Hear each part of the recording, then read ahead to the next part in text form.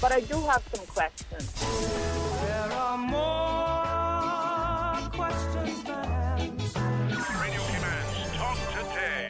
If you're ready to talk, we're willing to listen. Well, I really enjoy this program today. Cayman Islands' foremost listeners participation program. May God bless every person.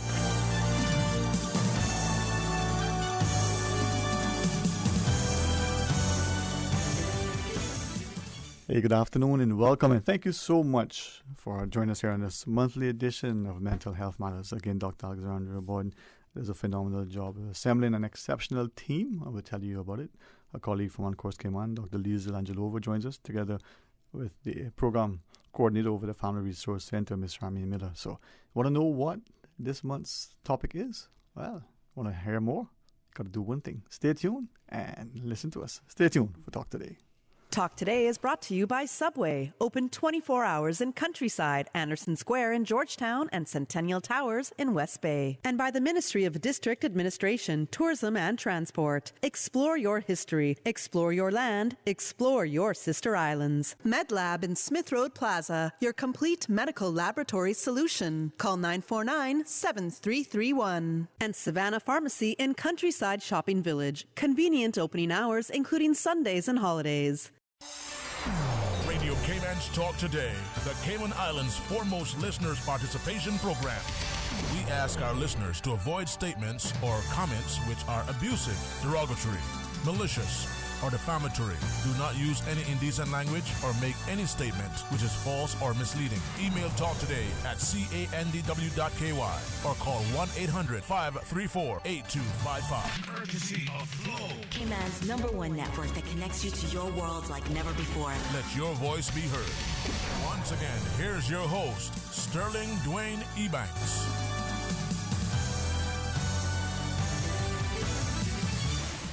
Hey, good afternoon, welcome back, and thank you so much for joining us. And if you want to see a bit of a magic, well, you just wait for a second. We told you who was on the line. Well, just with a little tap of the doodah, it changed it. And maybe we should do that first. Good afternoon, Ms. Mahir. Hello, good afternoon. Hi. Yes. Hi, good afternoon. Hi. How are you? Good. How are you? Very well. I, at the outset, introduced you as one, and then we just hit their little abracadabra stick and changed their guests online. So welcome and thank you for joining us. Oh, thank you for having me. All right, we're gonna Paul, we're gonna have some fun today. But let's get started with the proper protocols and go through our studio. Dr. Alexandra Borden from Cayman, together with her colleague, Dr. Liesl Angelova. You know, this month in particular, we celebrate a lot of things as we look at societies. And Dr. Borden, I think this show for the last century has been very productive. It's getting people, but 100 years of it, absolutely. Yeah. Finally, we're making progress. Boundaries in the digital age. Share with us, as we look at what it is and how we are so impacted by everything. I mean, everybody today is saying, oh, their phones are not working. They seem at a loss. Mine went down this morning and I didn't know what to do. I agree. So October is actually Domestic Violence Awareness Month. And so with that, we thought it'd be interesting to look at this part of relationships. And so social media, technology plays such a large part in our lives that today we'll be looking at boundaries in the digital age. And it was actually a topic recommended by one of our previous panelists. So we're excited to be covering this, and I think it's a great way of looking at the same topic and looking at what's particularly relevant these days. You know, and Dr. Liesl, as we look at boundaries, that's a word that I've been hearing a lot, and probably the last 6 to 8 months in particular. Yes. Consciously listening for it, but almost hearing it repeated. It's not just boundaries in relation to properties, but boundaries in relation to where we are. Sometimes us and others, but even us and ourselves. Yes. Your introduction and the idea of boundaries in particular. But thank you so much for being available to us. No, it's a pleasure. Thank you for having me. So boundaries are very important because we have to be able to maintain our own spaces in not only in our relationships, but also, in personal relationships, work relationships, even with our children, you know, because we have to have some private space for ourselves. And if we don't have the ability to say no, or to say this is not okay, I'm not going to allow this, you can't do this, or I'm not willing to do that, you know, you'll be kind of all over the show, and you won't know, you know, where you'll be finding yourself, because you will just be allowing everything in your life to happen, and that will put you totally out of control. And if you're out of control, you're kind of much more easier target to be a victim of domestic abuse or even digital abuse. So having boundaries puts you in a position where you can say no, and I won't allow this, and yes, keep your space. And at some point I want to ask about boundaries, and for people to appreciate that it's healthy to have those. We tend to think that just because you set this up, it's not a wall in a sense. It's an expectation and a communication as to what is allowed. Yes, protection of yourself. You know, how am I going to allow you to treat me, or I will not allow people to treat me in a certain way. So it's a protection mechanism. Self-protection. All right, let's properly do this and start. So let's go to our phones and welcome our guest again, and maybe just for those who are joining us, would you be kind to give us a quick intro of yourself and a little background? Would that be okay? Yes. Hello? Yes, absolutely. Okay. I'm sorry. It probably is my end with a slight delay there, but thank you so much again for joining us, and we'll make this technology work. Yes, thank you for letting me join in this way. And so I'm Meher Pekavsek. I am here representing the Department of Counseling Services with the Family Resource Center, and we are, as always, thrilled to be a part of this conversation. We've already started a few events for Domestic Violence Awareness Month in partnership with the Alliance to End Domestic Violence. And it's, you know, we want to be having these conversations all year round, but it's really important for us to also absolutely be having these conversations this month where we can really highlight it. So thank you for having me. No, and thanks for being available. I think people, as we start to appreciate it, and then in this space where seemingly, because of all this transpiring now, everything seems to be digital. There's an app for that. There, if you want food, with those of us who were never inclined to order for delivery or only would order certain things, now everything is online. Yes. And seemingly nothing is beyond our reach, as it were. There are no more boundaries. You know, midnight or 2 a.m., you know, people are still messaging and communicating and expecting a response. But that's one aspect of it. But then what are we sharing as well? And what is it that is, well, acceptable? So Dr. Watton, is it different in the digital world versus the print versus way back when I was younger and it was just audio? I'm so glad there wasn't Instagram when I was growing up. You know, I think that while it brings so many opportunities and ways of connecting with people, there's many brilliant things that technology bring. It also brings a lot of difficulties. In a lot of our stress management segments, we've looked at this idea that people are always available.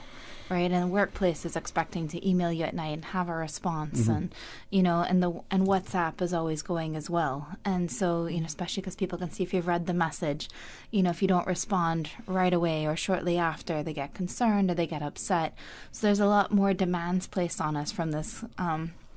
From the communication aspect, but then when you look at things like posting pictures and social media, then you run into a lot of other difficulties as well, because when something is up, it never really goes away. And I think that's what scares many of us older generations, but for the younger generations, having them understand that is important as well. You know, it's hard because you know, sometimes once we're older on, things that we posted when that we might have chosen to post when we were younger may not be things that we want out there, but once it's there, it's not, it doesn't really go away. And that's the catch with it. And so we see this a lot, see a lot of difficulties with technology, both with domestic violence in relationships, but also with bullying in the schools as well. I know some of the worst cases of bullying I've dealt with have been through social media. Because you can hide. You don't feel that it doesn't hurt someone, even if you were just to gently touch someone on the fingertip, they'll feel that. You know that's a physical touch. But then this thing that, well, it's innocent. Well, it isn't. Yeah, especially when they post anonymously. Yeah. And so that's been what's most upsetting to a lot of the teens I've worked with, is that people post really nasty things from anonymous accounts, and they know who they are. Everyone I've worked with knows exactly who posted it, but there's no way of proving it, and it gets... Our CIP actually now has a department, I believe, or at least there's a gentleman here that's trained in it, that's dedicated to dealing with these kinds of cases, but it's still really difficult, because back in the day, once the partner had left the house or once you got home from school, it stopped. But that's not the case anymore. Well, as I listen to you too, I'm thinking that maybe there's a photograph, you're at a function.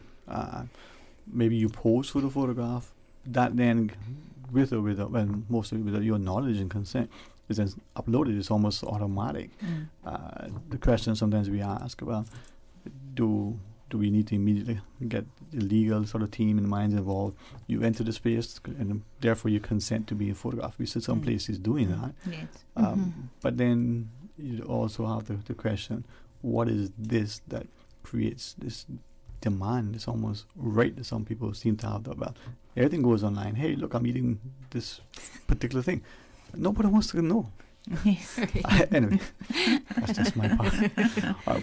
When we come back from the break, maybe we can ask about that. Maybe we can ask about just the behaviors and expectations and some of those boundaries. I'm thinking that many of us will still take a vacation, but as we go on vacation, we prepare the desk. There's an expectation that you check in with your office through the digital, little device that you probably given by the organization, your leash, as it were, to stay connected. Are those reasonable? Your clients, customers still need to be serviced. You probably have the work ethic and ethos that you want to check to make sure what pressures, if any, are those placed on you.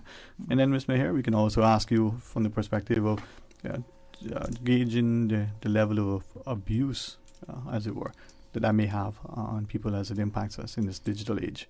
We're going to pause and take the break. The phone lines are open, and we want you to join us. So stay tuned for Talk Today. Freedom, Cayman Rock. Freedom, Little Cayman. Soft breezes, blue waters, no traffic. Unwind and rejuvenate your mind, body, and soul. Sister Island Staycations, a taste of freedom. Discover all that our sister islands have to offer.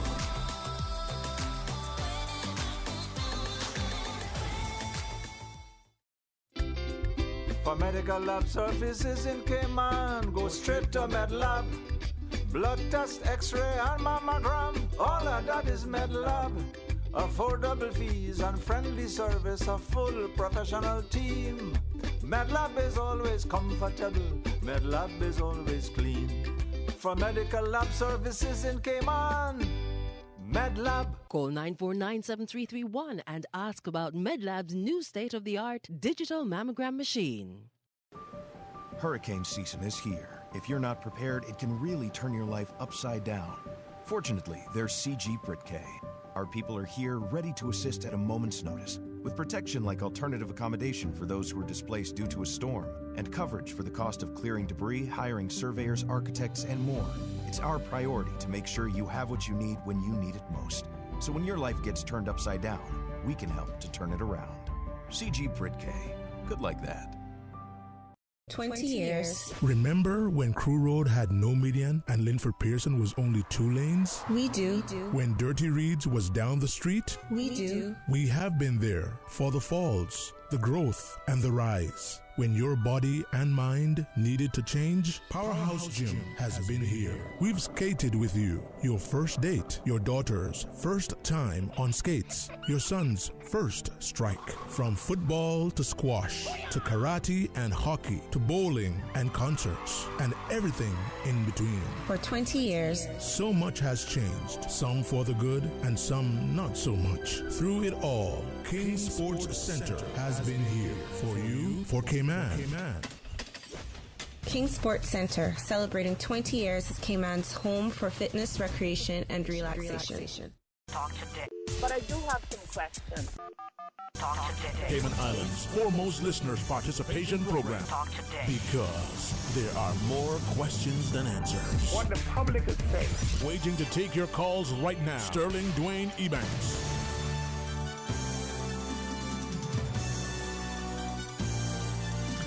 Good afternoon, welcome back, and thanks for joining us. It is a monthly Mental Health Matters, and this month's topic, boundaries in the digital age. Yes. Yeah, and I like that you touched on there's so many different options, and so many different ways that it's important to be mindful of this, whether it's work-related, like you mentioned, like when you leave and you're going on vacation, and some places have specific policies for that, and others will, and other times there is flexibility there because they don't have the policy yet, and you can talk about it because it is important to be able to disconnect at some point as well, and to take a break from it. Well, as we speak to Dr. Alexandra Borden and her colleague, Dr. Lisa Angelova, over at On Course Cayman, we also have online Ms. Meher. No, is it Petkovsek? Petkovsek, exactly. I'll get it. I'm still saying Lambda, but we'll get there, right? Even that I messed up. But if I could maybe, before I ask Dr. Lisa, sort of ask you, Meher, from the perspective, when we look at the boundaries, from your perspective, is it expectations? Maybe we're not careful and cautiously and with consideration, sort of communicating what our expectations are of each other, of our partners, of our colleagues, even our friends. I think it's exactly what you said. A big part of setting boundaries comes down to communication, and people have different types of communication. So if you are someone who communicates more passively, it's very difficult for you to set boundaries. It might be difficult for you to express your viewpoint. Versus someone who might have a more aggressive type of communication style, you might think you're actively setting those boundaries, but they may not come across as being clear, or they may not be come across as being something that someone wants to kind of adhere to, because of the ways that the boundary was set, it might trigger someone to act in a different way. And so we always want to set boundaries in an assertive way where we are sharing what our stance is, but we're doing it clearly and effectively. And what I also want to touch on, as we're having this conversation about boundaries and domestic violence in the digital age, one of the key things that we've had to do as people who support families experiencing domestic violence is even alter how we safety plan or support these families, because one of the ways that we can help someone understand those boundaries and set them, in different stages of that relationship is safety planning. And there are different ways that people can safety plan digitally for how someone is interacting with them, or monitoring their phone, or monitoring their digital communication. And so it's also a new way for how we support and how to move forward from those relationships. Dr. Lisa, boundaries, expectations, communication. This is a digital age, and I'll come back to maybe even to some of our younger people, as Dr. Borden was sharing. The ease with which our very young seem to just gravitate towards this, any and everything. But then we've seen increasingly more of us who maybe we have become fascinated by the technology. We believe that we're communicating, the grandparent wanting to share with the grandchild, and everything goes up without careful consideration that this thing remains forever, and it could be misused by others in the most unsuspecting ways or so. Yes, very, very often misused. I have, for instance, many teenagers in therapy with me at the moment, and a lot of them are in abusive digital relationships, where the partner is telling them who they can be friends with on Facebook, or, for instance, Facebook, what they're allowed to post, what they're not allowed to post, expecting, for instance, in terms of sexting, nude pictures to be sent, and if they don't, then they will end the relationship. Kind of threats like that. That is abuse. That is. So can I just expecting the nude pictures to be sent? Is that what I heard? Yes. Okay, I know I'm old, but I don't think I'm that old. Wasn't there a time when that sort of behavior? I mean, you don't expect that. That's not something that you would do, but from what you're sharing, that seems to be the norm. We even have a word, sexting. There's even a word for it, there's the whole sexting word, yes. Yeah. There's a lot of pressure on young girls, and I guess young boys as well, to be sending what they call them nudes, pictures of themselves nude to the person that they're in a relationship with at that moment. But then the relationship breaks up, and then that person sends these pictures to friends. So it gets sent around, in a multi-platform of Right. social media, and they're very exposed. They can never take it down again. No pun intended, very exposed. I mean, I'm not trying to make light of this because what, if I may ask, to what extent do we as adults, the parents, the teachers, similarly responsible people that should be in the lives of our young people, I wonder to what extent we are aware that this is, I don't want to use the norm, but that seems to be what it has become almost. Do we think it's a one-off thing? Do we think, it's only them, whatever label we ascribe to them? Or is this just across the board in all of them? I think as parents, we're always like, well, this is never going to happen to my child, because we want to believe that. But in fact, it happens across the board. And I think it's very important, again, we were talking about communication, but the communication between parent and child, educating the child in terms of if this is on the internet, it's never coming off again. It's going to be there forever, because I don't think children really understand that concept. So like educating them, I'm not saying looking through their phones, every day, but at least, have an open communication system where you can say, okay, let's have a look what's on your phone today. Has anybody sent you any kind of pictures or requests, for pictures? But at what age? I mean, the child on the 10, 12 perhaps, but that 14, 15, 16, 17-year-old, even 18-year-old, even though in here that's the age of majority, but at what age would that would be a responsible thing for the parent to do and accepted? I think definitely before going into teenage years, you definitely have to start knowing that. Okay. But I've also seen children 11, 12, being exposed to unwanted attention via the internet. Because you have to be careful of predators online as well. So there's like different kinds of threats. So it might be their actual partner that's putting pressure on them and trying to control them or trying to take advantage of them, who's hopefully someone else close to their age. I mean, it doesn't make it any better, but you have to be careful as well, because I know some of the kids I've worked with, it's actually people overseas that they're talking to. Yes. And so you're never sure exactly who they're talking to or what they're saying, and that's why things like your location, something you should be really careful with, because then people know where you are. And so, bearing in mind that you don't know the people, even if you talk to them every day, you don't actually know them. And so it's important to be careful and to keep track. So, I mean, I agree. I've seen young as 10 and 12 that have had difficulties with relationships online. I wanted to ask, and I'll come to you in a second here as well. I want to ask two questions. The second part was, how do you know someone? But as parents, as the responsible adults in the lives of our children, how do we broach this conversation? Earlier the better, fair enough, but you now become conscious of it. Maybe something's happened somewhere, maybe all of a sudden you read an article, maybe you listen to this show. So for that parent that's listening, going, but how do I bring this up with my child? Are you sexting? Is there good advice that we can get? I think educating them that not all people out there are who they say they are. So to really check out, the person, perhaps having a FaceTime call, with the person and the parent, with the child, and actually seeing, he's saying he's a 14-year-old boy or she's a 14-year-old girl on the other side of the phone, really making sure that this is the 14-year-old or 15-year-old child. And then, just checking through their messages and also explaining to them that there are predators out there. Not all people are who they say they are. And when they start asking you questions that make you feel uncomfortable, come to me, tell me this question was asked. I'm not sure how to answer it.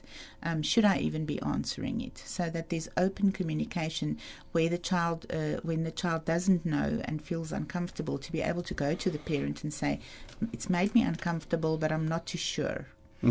Help me with this. I guess the earlier we start with our children, the better, with everything. Yes. But in this instance, for many parents, we are either in our minds too busy with everything, trying to provide all of the demands of life. We probably don't feel that equipped and competent with the technology ourselves So we're probably going to our child, how do you unlock this phone? How do you send this? We ourselves are probably lacking. Mayor, if I could then maybe ask of you then to weigh in as you wish, but in this environment where our young people seem to be so comfortable with the technology, seem to look at it in terms of privacy, and it's just par for the course. It's all part of what they know. How do we help them? So one of the things we always talk about is when we're, there's always going to be new technology, and kids just seem to grasp it and know about it much faster than we do. So one of the things that we recommend to parents who are struggling keeping up with the technology is asking your children to teach you how to use it. Asking your children, what do you like to use? What are you using to communicate with your friends? How do you do that? And children will get very excited to have the opportunity to show you something and show you how to be involved. That you will yourself be able to learn how to do things. That doesn't take away from the parent needing to do their own research about things the child might not tell them about that piece of technology, but it can help you stay up to date with what your child might be using. Because a big part of having these conversations is about having that strong relationship with your child. And that relationship is helpful to have this conversation, but it's also helpful to parenting in general. And so if you can start to do things where your child gets to show you, where your child gets to interact with you in ways where they're kind of in control of the situation, it helps build that relationship. And it also helps open up that communication for you to have these kinds of conversations with your children. The other piece when having these conversations is that it's really important to come into these conversations from a place of control.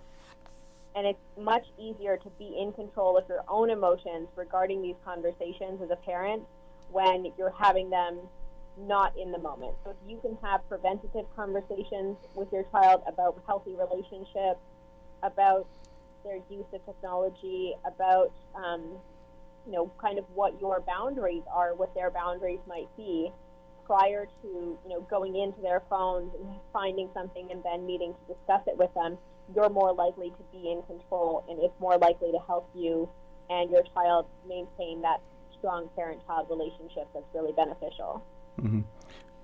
If I then could ask, as we look at it, the two teenagers that are close in age, they're interacting, and maybe the pressures they're feeling, could we then ask what is it that is transpiring in our society that has caused our young people to believe that the nudes, as they call it, is par for the course? So that's what should be part of that relationship.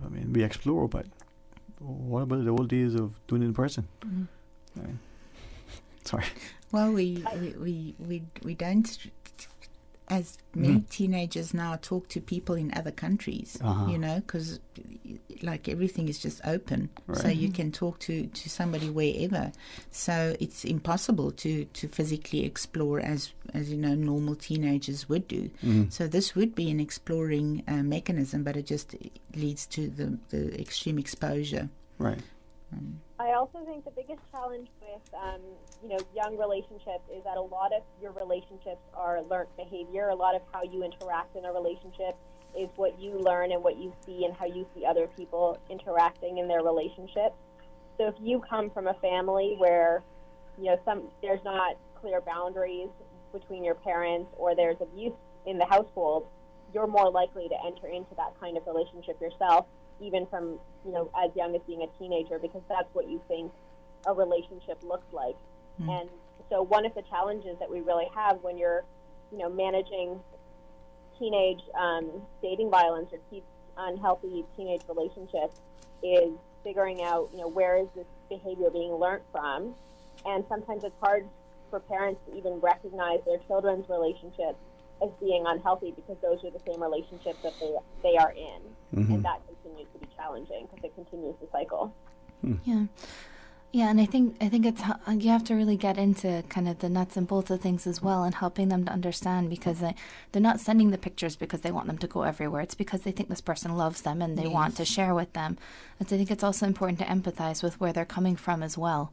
Because I know before we got into phones with cameras and everything, even things like calling all the time and messaging and wanting to know where you are, checking up on you all the time, wanting your passwords was things that we've always kind of kept an eye on. Because, like, especially at the beginning of dating, he always wants to know what I'm doing, and he's just so sweet and he just cares so much. When really, to us, you can see it as a form of control, of keeping tabs on you and where you are. Having to have your passwords as ways of them being able to see what's going on and invading your privacy. And so, like I've even had people say, well, if, we should be able to go through each other's phones because we trust each other. I was like, well, if you trust each other, you shouldn't have to go through each other's phones. So I think some of it is kind of reconceptualizing this idea of trust and boundaries and how it works and how boundaries are actually helpful in a relationship. Especially with so much being in text messaging these days. There's so much context and information that's lost. And of course, if we're going through and we're already upset, we make a lot of assumptions. Pick things up, Exactly. And so I think it's seeing, that if someone cares about you, they should check on you, but it shouldn't be every 20 minutes. You should be able to go for lunch with a friend without having to say where you're going, what time you'll be back, what you're wearing, who else is going, or having them show up. Right. If that's not appropriate. So. All right. Let's pause and take this quick break. When we come back, maybe there's some things for us as we listen and try to reflect on where we are. Please join us after the break for our monthly Mental Health Matters. You see how hard it's raining? Yeah, and I don't have time to fight traffic and get my lunch from Subway. I have so much work to do. Why don't you order Subway by using the Let's Eat or Bento app? Save time, stay dry, and get your sandwich fast. I never thought of that. Great idea. I'm going to order now. Order me a veggie pizza while you're at it. And a cookie platter for the office. Too busy at work or home? Is the rainy weather stopping you from dining out? Order your favorite Subway sandwich, wrap, or pizza through the Let's Eat or Bento app with fast and reliable delivery. Subway, eat fresh. A caring and community spirit, cherished family and cultural values. These are some of the things that still embodies the Caymanian way of life in the Eastern Districts today. Savannah Pharmacy, your neighborhood pharmacy, located in Countryside Shopping Village, is delighted to offer products and services of real value. Whether it's catering to your family's medical needs or carrying apparel, gifts, and beauty products, Savannah Pharmacy provides you with more than just prescriptions. Remember, they're always just around the corner with everything your family needs and convenient opening hours, including Sundays and holidays. Savannah Pharmacy. For more information, call 946-3336.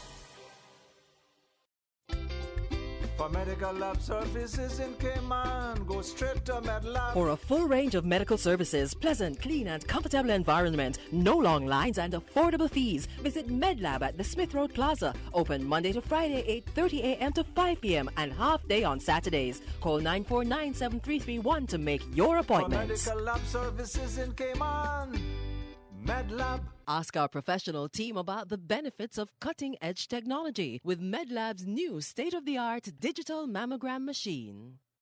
Make your house into a home. Welcome to Brand Source Home Gallery, your source for premium products and a premium experience. We'll design and install your dream kitchen with crafted cabinets, complemented with elegant appliances. We'll fill it with quality houseware and cookware. Custom-designed closet and storage solutions organize and beautify any area. And with the finest bedding, you'll get a perfect night's sleep knowing Brand Source Home Gallery has everything you need to make your house a home. I am a work permit holder. I am a mother. I am vaccinated. I do not support vaccine mandate. I'm a sister. I'm a friend.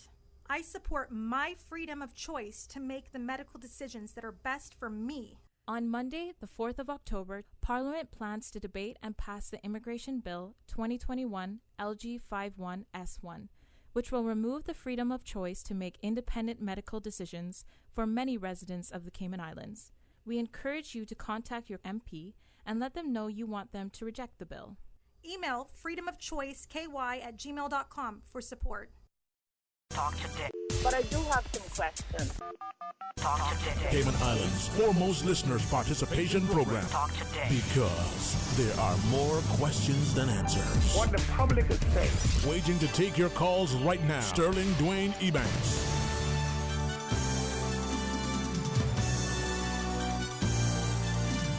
Hey, good afternoon. Welcome back, and thanks for joining us. It's our monthly Mental Health Matters, Boundaries in the Digital Age. Dr. Alexandra Borden and a colleague from on course Cayman, psychologist Dr. Liesl Angelova. And online we have from the Family Resource Center and what multiple hits, Ms. Meher, you wear? Crisis Center, Community Advocate, Intelligent Lady, all sorts of hats, right, Ms. Meher? Family Resource Center. Sorry? With the Family Resource No. I look at topics like this sometimes and I try to figure out how to present it so that the seriousness isn't lost, but then we appreciate that for many of our young people in particular, this is their norm. It is.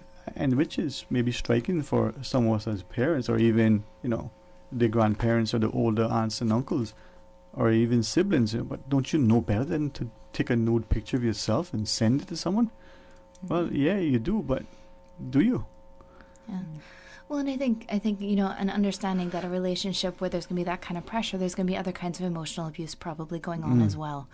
And so I think, so Dr. Angelova and I do both specialize with adult survivors of abuse, and I know Ms. Meher deals with families right through the ages that deal with different kinds of abusive situations as well. And I think it's significant to know that, even though the many sexual abuse survivors I've worked with, it's the emotional abuse that's the hardest. And so this is venturing into those realms. These are things that you carry with you. Right? Even once the person's gone, whether they get locked up, they move away, you change schools. These are the kinds of things you carry with you. They leave an impact on you, and they become things that you will have to deal with and come to terms with. Any kind of trauma violates our belief in, that the world is fair, the world is safe.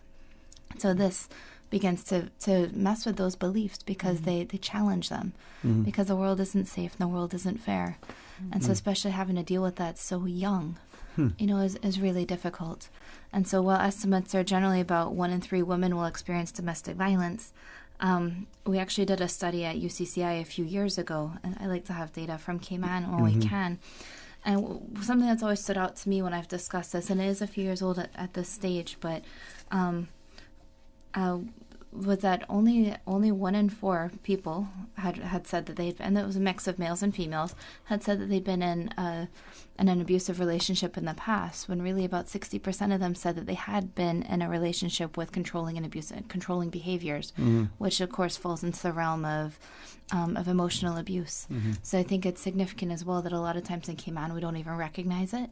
So I think other countries have done better with understanding and emotional abuse and how that can impact us. But we actually did ask about technological abuse as well. And so it was about 150 respondents that we had of varying ages, I think from 15 right through to 50, 60s. And so some of the technology abuse that we did have there, we had 26%, about 1 in 4, that had said that they had experienced at least one of these kind.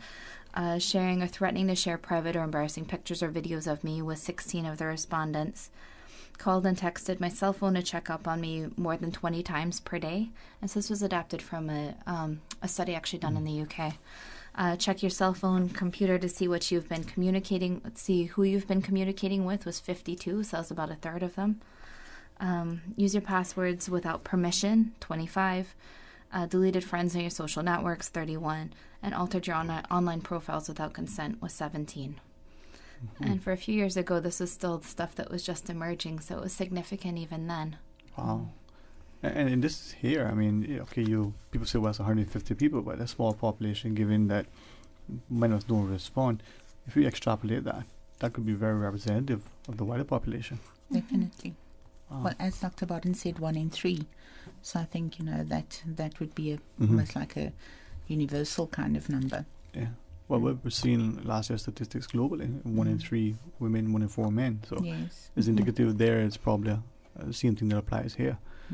Yeah, well, and I think so. Seeing, sorry if I could just kind of going from where I said, that this is venturing to this is a part of the emotional abuse.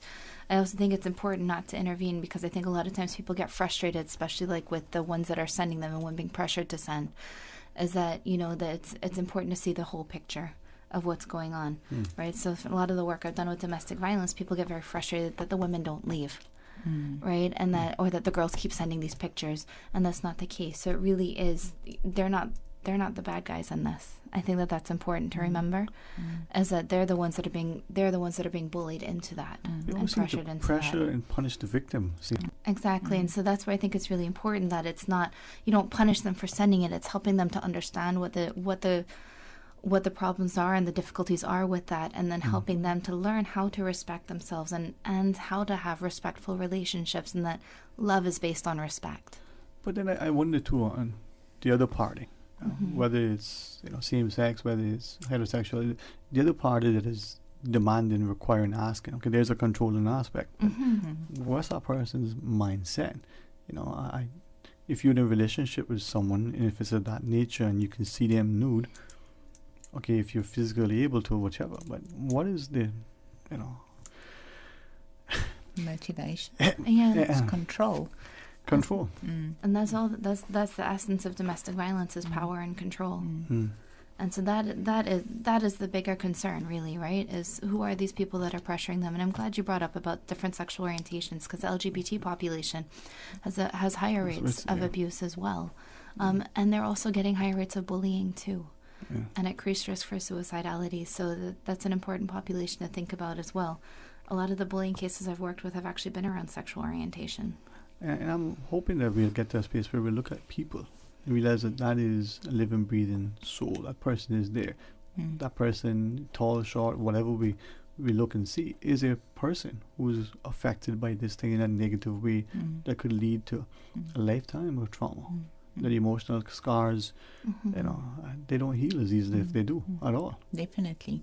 With physical abuse, you can actually see scars, but with emotional abuse, you can't. And it often runs a lot deeper. Sadly. All right, let's take a news break. When we come back, it is a subject that may be very sensitive, and more so for some. But as we discuss it, maybe we'll get to a space where people appreciate that there is help. So I'm glad that we have psychologists like you available. All right. And if programming facilities over at the Family Resource Center as well. Let's pause and take a break. When we come back, we invite you to rejoin us. Please stay tuned. You are listening to Radio Cayman, the voice of the Cayman Islands. Today's biggest news. Radio Cayman, your voice, your choice. Local, regional, international. This is Headlines from Radio Cayman's newsroom. Today's biggest news. With your latest headlines, I'm Felicia Rankin-Solins. Water Authority Cayman will be conducting leak detection work in Northside on Thursday, October 7th from 12 a.m. to 5 a.m. Areas that will be impacted include Frank Sound Road, Northside Road, Rum Point Drive, and Water Cay Road. Customers living along these roads and all adjacent roads will experience intermittent service during this period.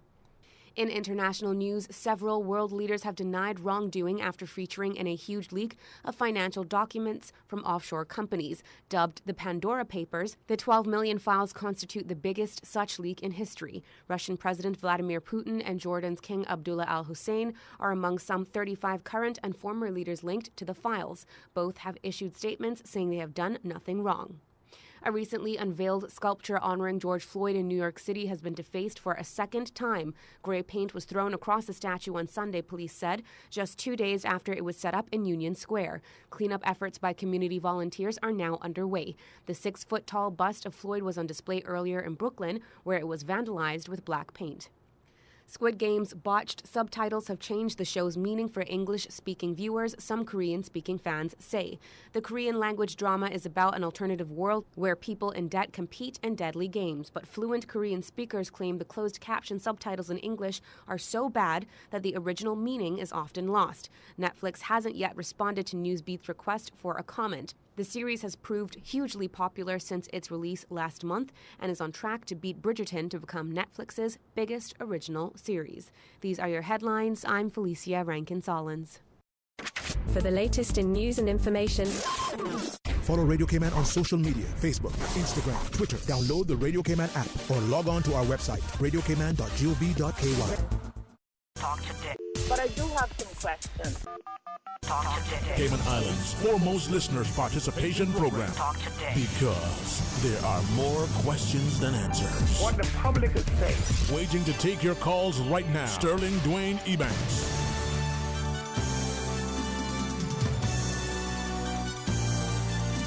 Hey, good afternoon and welcome back. And thanks for joining us. It is our monthly Mental Health Matters show. This month's discussion focused on boundaries in the digital age. Dr. Alexandra Borden from One Course Cayman, her colleague, psychologist Dr. Liesl Angelova, joins us in studio and online from the Family Resource Center. Ms. Meher Petkovsek. I will get that right at some point. But thank each of you individually but collectively for being a part of our discussion. And hopefully with this, our listening audience will be able to, one, understand that there should be no stigma attached to talking to a licensed trained psychologist about whatever issue. Because if we're healthy, we're healthy. And two, we become cognizant that there are resources available, whether it's in private practice, whether it's freely provided through, the taxpayer dollar over the government, the Consent Center, the Family Resource Center in particular. But to the substantive discussion, though, we're talking about boundaries in this, digital age. We all, I believe, would probably leave our credit cards home sooner than we would leave our cell phones. And then we talk about digital abuse. Now, on the face of it, what does that mean, and what happens, Dr. Lisa? I think some of the signs of technology abuse is harassment, where you kind of continuously leaving phone messages or texts or emails or social media comments, and some of those comments can be really abusive, and specifically teenagers respond very negatively to that, and then it becomes a huge fight, and becomes out of control, and they don't know how to control it, and also they continue riding to the night with these arguments, and kind of never stops. And then there's also the thing of stalking. Somebody, you're tracking a person's whereabouts, like for instance, Facebook check-ins, so you're always checking into or, hacking into someone's accounts. These things are very abusive and dangerous, and that kind of gets to financial abuse as well, yes, and then threats, making threats, like I'm going to post your photos, or there's something also called revenge porn. So if you've made a pornographic video, and then the person will post this if you don't remain in the relationship. So that is a threat. And getting other people to make threatening calls or to leave threatening messages or threatening media comments. So yes, using the social media platform to really threaten, harass and stalk people. And as I listen to you, I'm realizing that maybe many of us are only familiar with some of them, to us, and the more popular sites or social media platforms for messaging and interacting, but it seems like that there's almost a limitless amount of those things available for our young people to access. Yes. So how do we monitor that? Back to your points earlier, Dr. Liesl. How does a parent be cognizant?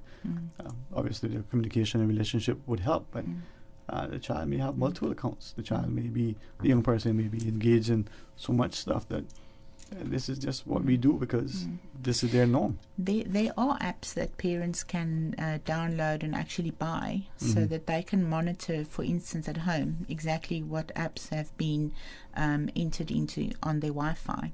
So you can actually see what your child has been on.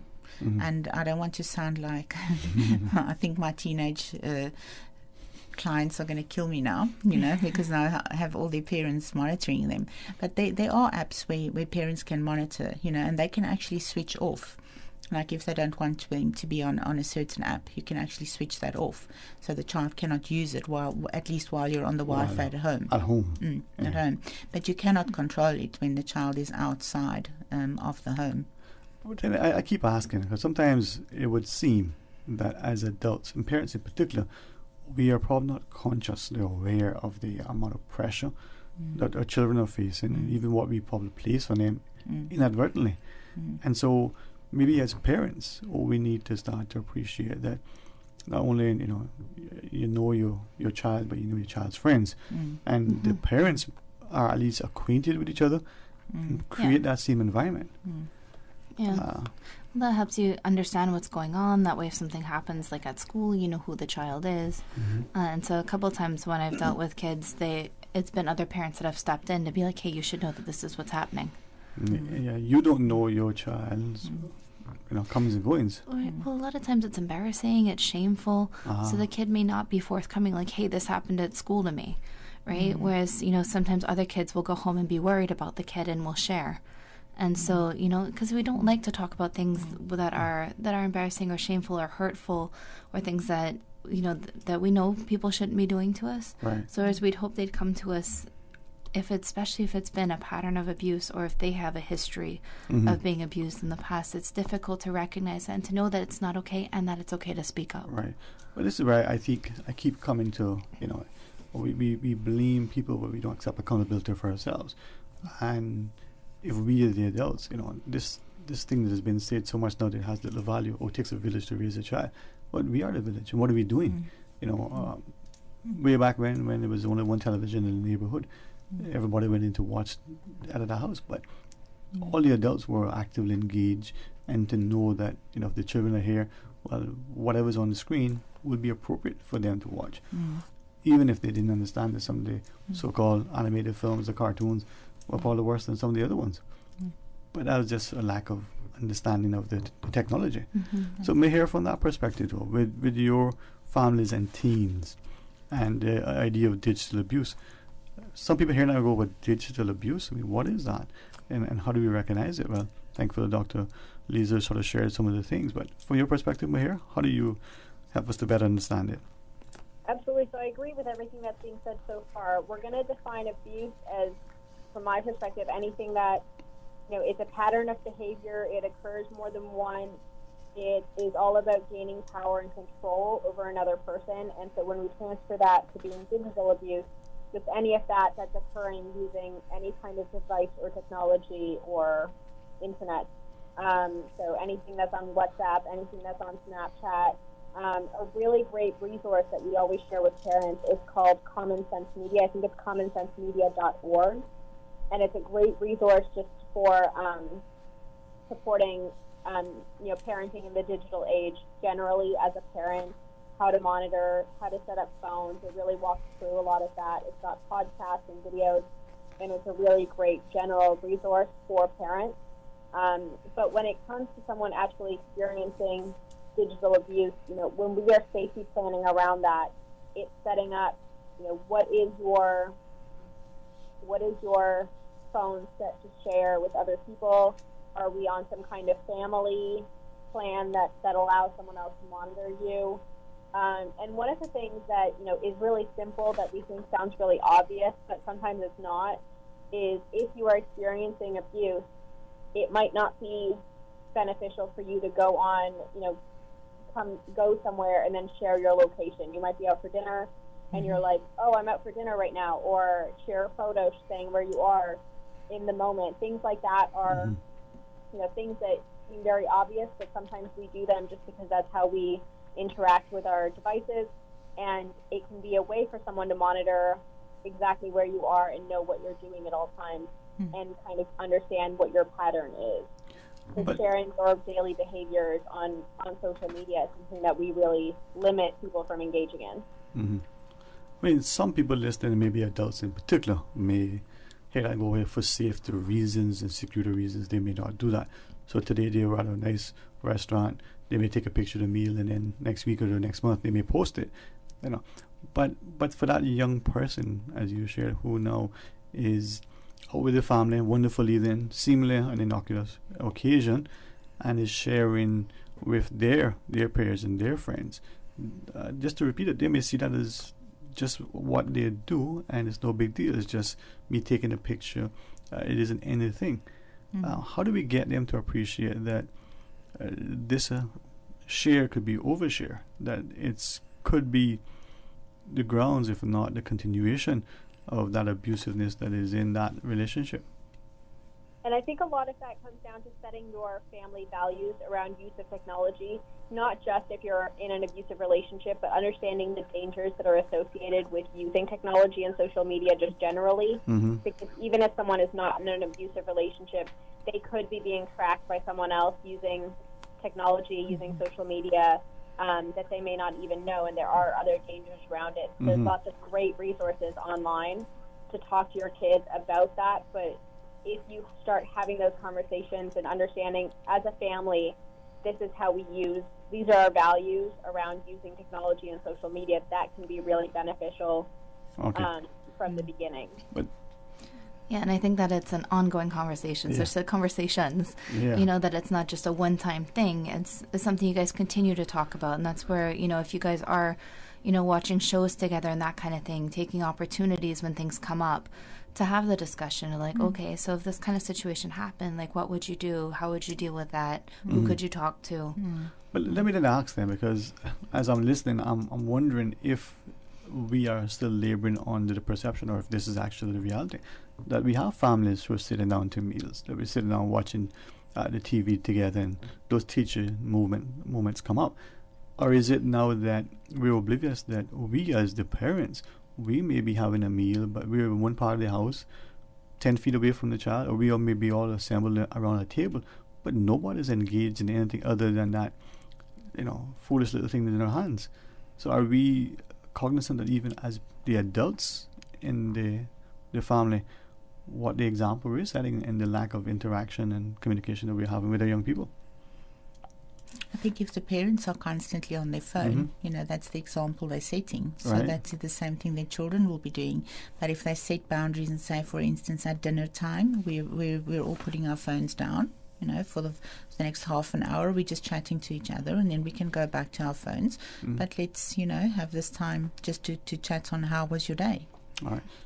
A lot of times when we talk to teens and kids about not being on their phones, and they say the parents would have a harder time. Yeah. So it is important to be mindful they're watching us all the time.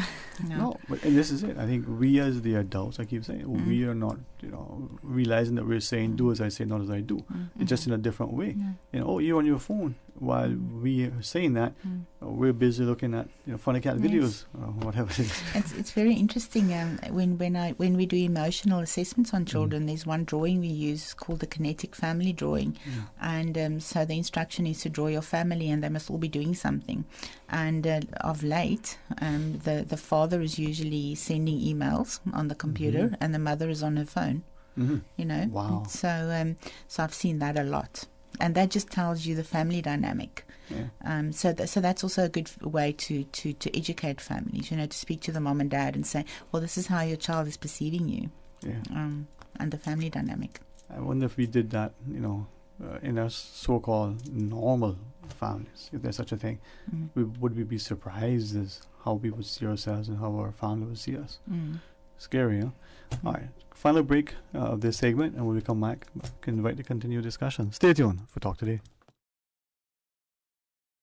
Radio Cayman is pleased to feature this special Sister Islands historical vignette, brought to you by the Ministry of Tourism and Transport. Explore your history, explore your land, explore your Sister Islands. In Cayman Brac and Little Cayman, it was around the same time as the emancipation process that permanent settlements, or rather resettlements, began on the islands, and was largely via the whites, who had never owned slaves.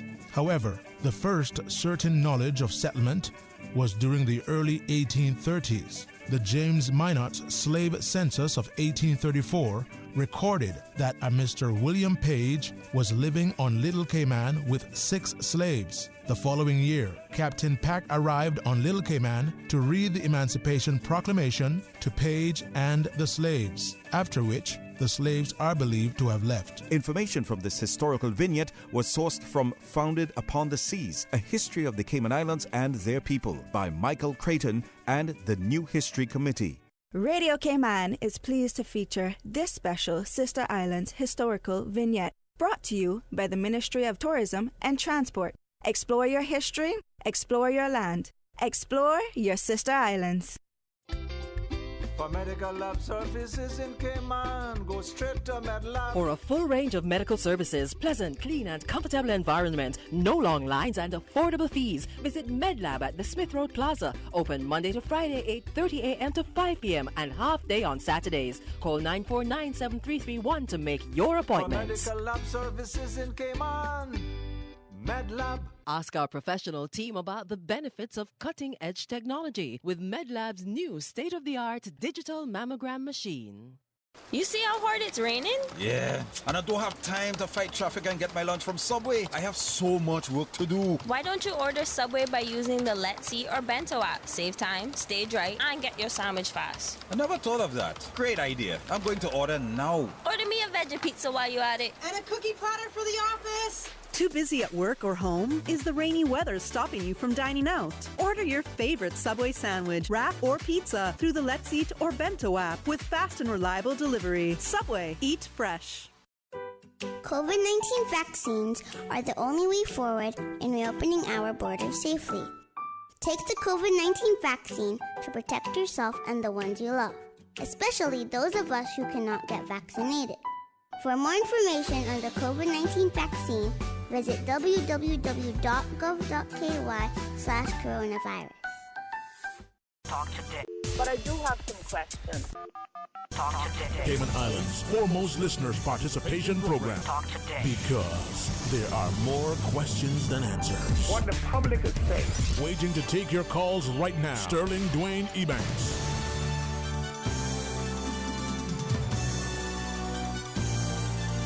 Hey, good afternoon, welcome back, and thanks for joining us. It is our monthly Mental Health Matters, Boundaries in the Digital Age. In studio, Dr. Alexandra Borden, Dr. Liesel Angelova. I've been talking all morning. I've been promising myself that I would save my voice until I come on air, so forgive me. Dr. Liesel Angelova, her colleague on Course Cayman with Dr. Alexandra Borden, and then from the Family Resource Center, Ms. Meher joins us. As I was as I was listening to the three of you share, I'm thinking increasingly that, as you mentioned, Dr. Liesel, earlier, the children today, whether they're 5 or 15, this is their norm. This is their world. For many of them, technology is going to be how they do their work. Even a physician, she's probably going to be operating remotely. You know, there's this thing that she's going to control to manipulate the surgery on the patient elsewhere. We see it remotely and in the field relative to the military operations. But that technology that they're using today, what is it? We're hacking ourselves, we're wiring it into our bodies literally to become the cyborg. But then how do we get the child now to appreciate the element of privacy and security for personal protection with the seemingly the common sense thing, but don't take a nude picture of yourself. But if it's all part and parcel of life, how do they know the difference? Yeah, that's the hard part. Is you're always having, especially technology is always changing as they're growing and changing. There's always new things to deal with, and I think that's where I think I was sharing about the study where they took kids off their phones for a week, and then Dr. Liesel had mentioned but that's not reality either. It really is about helping them to understand so they can make their own decisions, right? And same conversations we had with sex, with drugs, with picking your college, is helping them to understand the why and why it's important not to take those pictures, why not to share things, why people should respect your boundaries, right? And what that looks like. And so that way, when they come up to different situations, they then have the information within them to make the decisions. So let me then ask, and Meher, you can jump in. I'm thinking increasingly, the technology is rapidly developing. It's at a scale that we probably don't even appreciate. It changing, if not every day, certainly every hour almost, right? So that adult, and not just the person over 18 who's in the 20s or 30s, but mid 30s and 40s was probably a teenager or even pre-teen back when the internet was coming on screen, right? So that adult now may be so minded that, oh, this is what they do. I'm acting in a way that they don't appreciate. They're being should be the actions connotate abuse. Here's this young person sharing a nude photo. Here's this behavior. But if they're now conditioned in that mindset as well, I mean, we've all been reprogrammed in a negative way almost. I'm wondering, what is wrong with our society? I mean, I think that's a much deeper question, but but it's important, you know, and so in that case, it's teaching young people their value, right, and why we don't go. I mean, similar conversations to things like premarital sex and, you know, and risky behaviors, other drug use. You know, it's helping them to see their worth and their value, and knowing that if someone actually loves them and someone actually cares for them, they're not going to want to put them in a situation where they're going to be vulnerable and could possibly get hurt. And I think in helping them to become aware of that intuition, those feelings that, you know, they're calling a lot, they ask a lot of questions, you know, they ask me to do things I'm not comfortable with, that's not signs of love. That's, you know, if someone actually loves you, then they're not going to put you in those situations. Teenagers or adults, right? I have the same conversations with some of the adults I work with too, and it's new things. I think for the adults even more disconcerting because we don't understand things. You know, and so, you know, it's important to take the time to get to know things like privacy settings. You know, like someone I didn't know came up and said something to me about social media the other day, so I went back and Facebook had changed some of the privacy settings. And so, you know, taking time to get to know those are important. And then the relationship piece is communicating it to people. Things like managing expectations, right? So things like, you know, like I teach as well, and so like students, you know, if they have my WhatsApp, they like answers, right? Well, everyone does, not just them. But, you know, managing expectations. So that's a conversation I'll have, whether it's a student or a client, even friends. You know, that I teach sometimes. I'm in therapy. I have meetings. I'm not always able to answer my phone. And I'll even say I might check a message between meetings to get back to you later, you know, so I'll get back to you as soon as I can. So the communication piece is important as well. So communicating those boundaries. I'm not going to be posting things on Facebook. I have friends that, you know, will say, I don't share things on Facebook, and I'd appreciate it if you didn't include like my child in those pictures. And so I think that those are, you know, having those discussions are important. And we talk about consent with sex, consent with sharing on social media is important as well. Maybe not quite as it's slightly different conversation, but just as important actually, because it goes even further. And so, you know, so it's important to have those discussions and to be clear. And it's okay if you don't want your kid on Facebook or Instagram or Snapchat or whatever it is. That's okay. And I think it's important for people to know that it's okay as well. It's okay to not use WhatsApp. It's okay to not respond to messages immediately as they come in. It's okay to take the day to think about the email that came in. And I think and letting people know that that's okay. People may get frustrated. But that's all right. That's on them, right? It's up to you. And so sometimes, like, I've even seen people that have like email auto replies. I will reply within 48 hours, right? Just to manage those expectations of people wanting instant replies. And often just drawing it back into real life. You know, I would say to teenagers, if your boyfriend was here now, would you be taking off your clothes in front of him? No, I wouldn't. So why would you send a nude? It's the same thing. If your boyfriend was here now, would you be talking to him the whole day? No, I wouldn't. So why are you on the whole, you know, talking to him on social media the whole day? Or, you know, not necessarily boyfriend and girlfriend, but in that kind of context. Just bringing it to is, would you be doing the same if the person was in front of you all the time? But let me ask, I mean, is that part of the thing, though? I'm probably not the best proponent for it, because I'd rather call you up and say, let's have a coffee or tea. But even that is reality. You may only have 15 minutes. You may have 2 hours. And I cherish that. But the world that we live in, is it because the technology allows us to, in our minds, multitask? We're at work doing stuff. The device is there. We can constantly be in chat. We're not confined to that one space. You know, back in the day, the phone was wired to the wall, and you had to do, you know, you were literally right there. You couldn't move. There's probably one phone in the house, then there was 2, and then it was cordless, but you only had a certain range. But now this thing, you could be fishing on 12 Mile Bank. Yes, you're constantly available. You know, and that's where boundaries come in again, where you say to yourself, I'm not going to be constantly available. As Dr. Barton said, you know, she has many meetings, so she's not always available. But also just personally saying to yourself, I'm not going to be available all the time. You know, I need some me time. I need some space where I can just switch off or do something else, you know. Decompress. Yes. Yeah. All right, Meher, as we close out the discussion, so let's invite you back into the conversation and ask you for some of your final thoughts. Absolutely. I think my final thought, just as I was hearing the last part, is really that it's so important for parents to model, and a big part of modeling is modeling those healthy boundaries. So modeling those boundaries with our workplaces, modeling those boundaries in our own relationships and not being available all the time, modeling self-care, and modeling really valuing yourself as a human being is really important for parents. And I mean, the last thing I just want to say is if you want to reach out to us at the Family Resource Center for any support from a parenting perspective, our phone number is 949-0006. That's 949-0006. Or the email address is frc@gov.ky.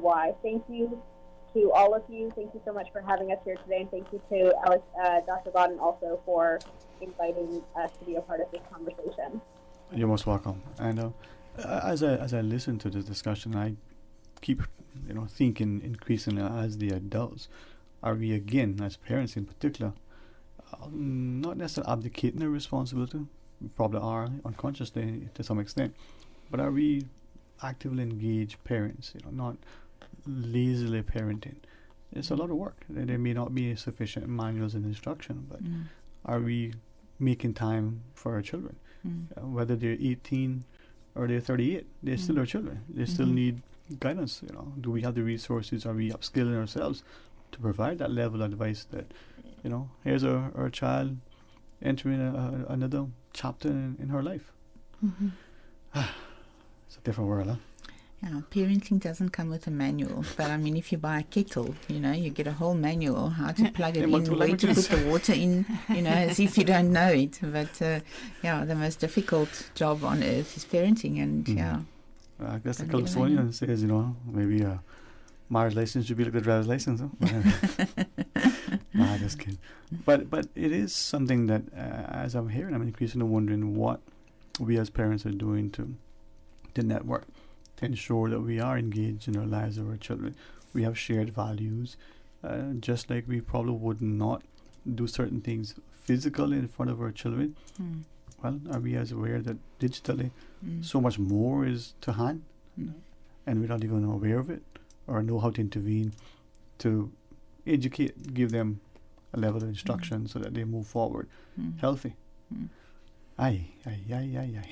Difficult question. All right. Well, Dr. Bond, it's always been a distinct pleasure, and I think it's been very helpful this monthly series. So I know you have resourced men in our community, but thank you so much for that. Yes. No, thank you very much. And so I'll just add in, so I think Ms. Meher had shared about Family Resource Center. Counseling Center is always available at 949-8789 for free services provided by government for counseling. And they deal with all ages and individuals, couples. They've got a lot of groups as well. FRC's got great resources for parenting, both parenting classes, co-parenting classes, parent coaching, that can help with navigating some of these things if this is seeming a bit overwhelming. And the Alex Panton Foundation as well has support groups available for teens online. It's called Teen Talk. And I think it's on Saturdays. And we have a young adult support group as well, 18 to 30 years old. It's in Georgetown on Saturday afternoon from 12:30 to 2. All the information for the APF groups are available on the Alex Panton Foundation website, Facebook, and Instagram. Those are free of charge as well. So there's a lot of services out here and available. If you have any questions, all of our information is available on drbodden.com. You can reach out for questions. And I'd say you're worth it, right? There's so much going on. There's so many, everything's a moving target with parenting as well as with technology. And I think know that, it's okay not to know everything. It's okay just to do the best with the information that you have now. You're worth it. Your child's worth it. And you can do this. And you're not alone in doing it, right? Absolutely. There's help available. Well, thank you very much for both of you for joining us. And hopefully as parents, we don't become so overwhelmed that we become paralyzed because we're not sure. And we ourselves could avail of, the resources that are there. Maybe over at Encore Cayman, go and speak to someone, because being helped makes you more helpful. But thank you both. Enjoy the rest of the week. Thank you very much. Yes, I do. Thank you. You can borrow it. All right, to our listeners, we want you to be part of a discussion as we pause. When we return, it'll be open line for the remainder of the show. So join us for Talk Today.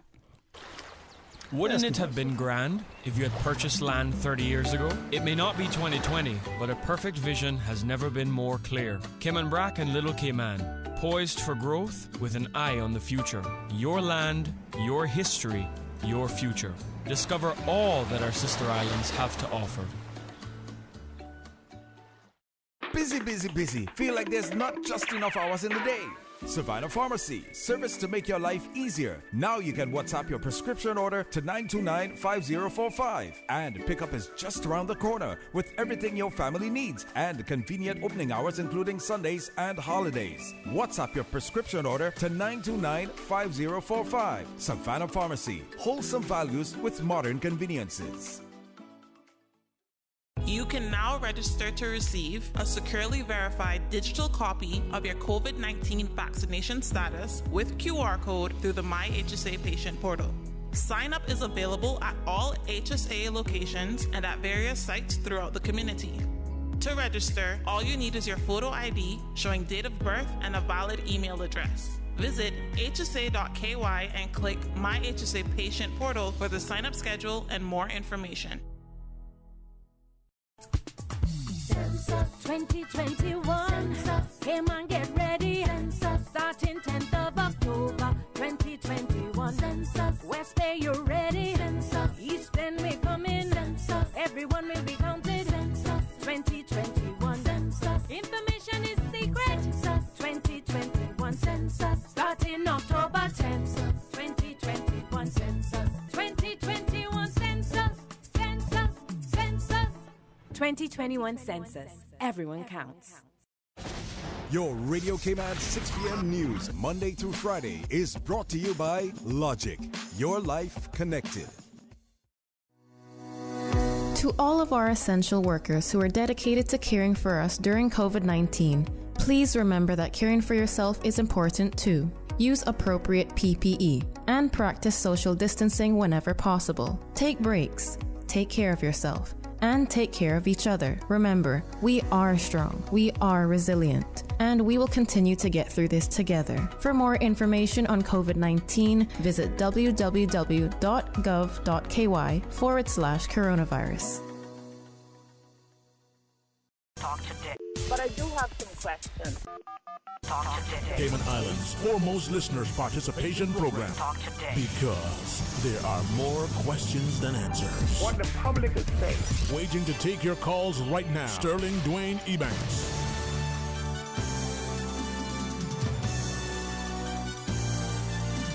Hey, good afternoon. Welcome back, and thank you for joining us. It is open line here on this remaining hour or so of Talk Today. It's another magnificent Monday. Is it the first Monday in October? It's probably a movie about that. I can see it now. Walter Matthau. Something to do with some, higher court in some country. Yeah, if you remember what that is, let me know. 949-8037, 1-800-534-8255. I can't tell you to send us a WhatsApp because, what is it, Paul? Hey, it's not working.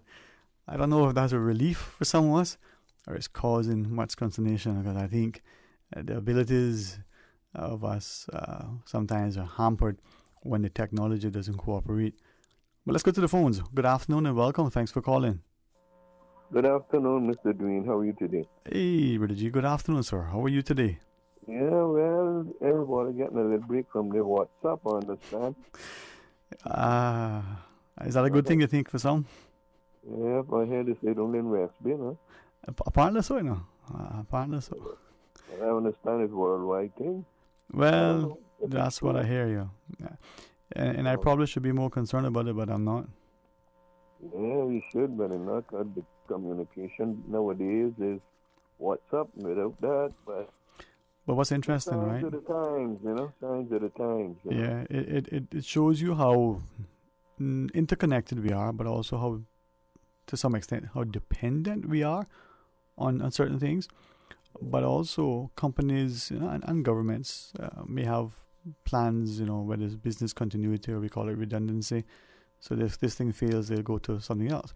Yeah. But I don't want to put you off of what you're sharing, but I want us to maybe be cognizant that we as the adult, perhaps, that may be using this technology primarily to communicate, our children are probably using other devices, other platforms, and so they would probably not even be affected by it, or if they are, to less extent. So how does that? I understand Facebook and everything is down, but I don't use that anyhow. But Well, it's just showing us the signs at the time when we were. Mhm. What people say, a lot of times people say that where we look at the old people and say they were dumb or they were illiterate, but they mightn't have been educated that much, but they had a lot of common sense and that thing called wisdom. a little much smarter, right? They always tell us that you only miss something what you used to, You can't miss what you never had, right? And that's true because, growing up in our time, you know that too. And you don't think that young chick, Hey. I know you're old. I'm the rust of the hinges and use the hinge. Holy hell. Well, I pray for wisdom beyond the ages, huh? Yeah, but Mr. Dwayne, you don't miss it in those days because you didn't know what it was. But I was just calling to ask because even I was watching on the government station the LA proceeding, but that's off as well.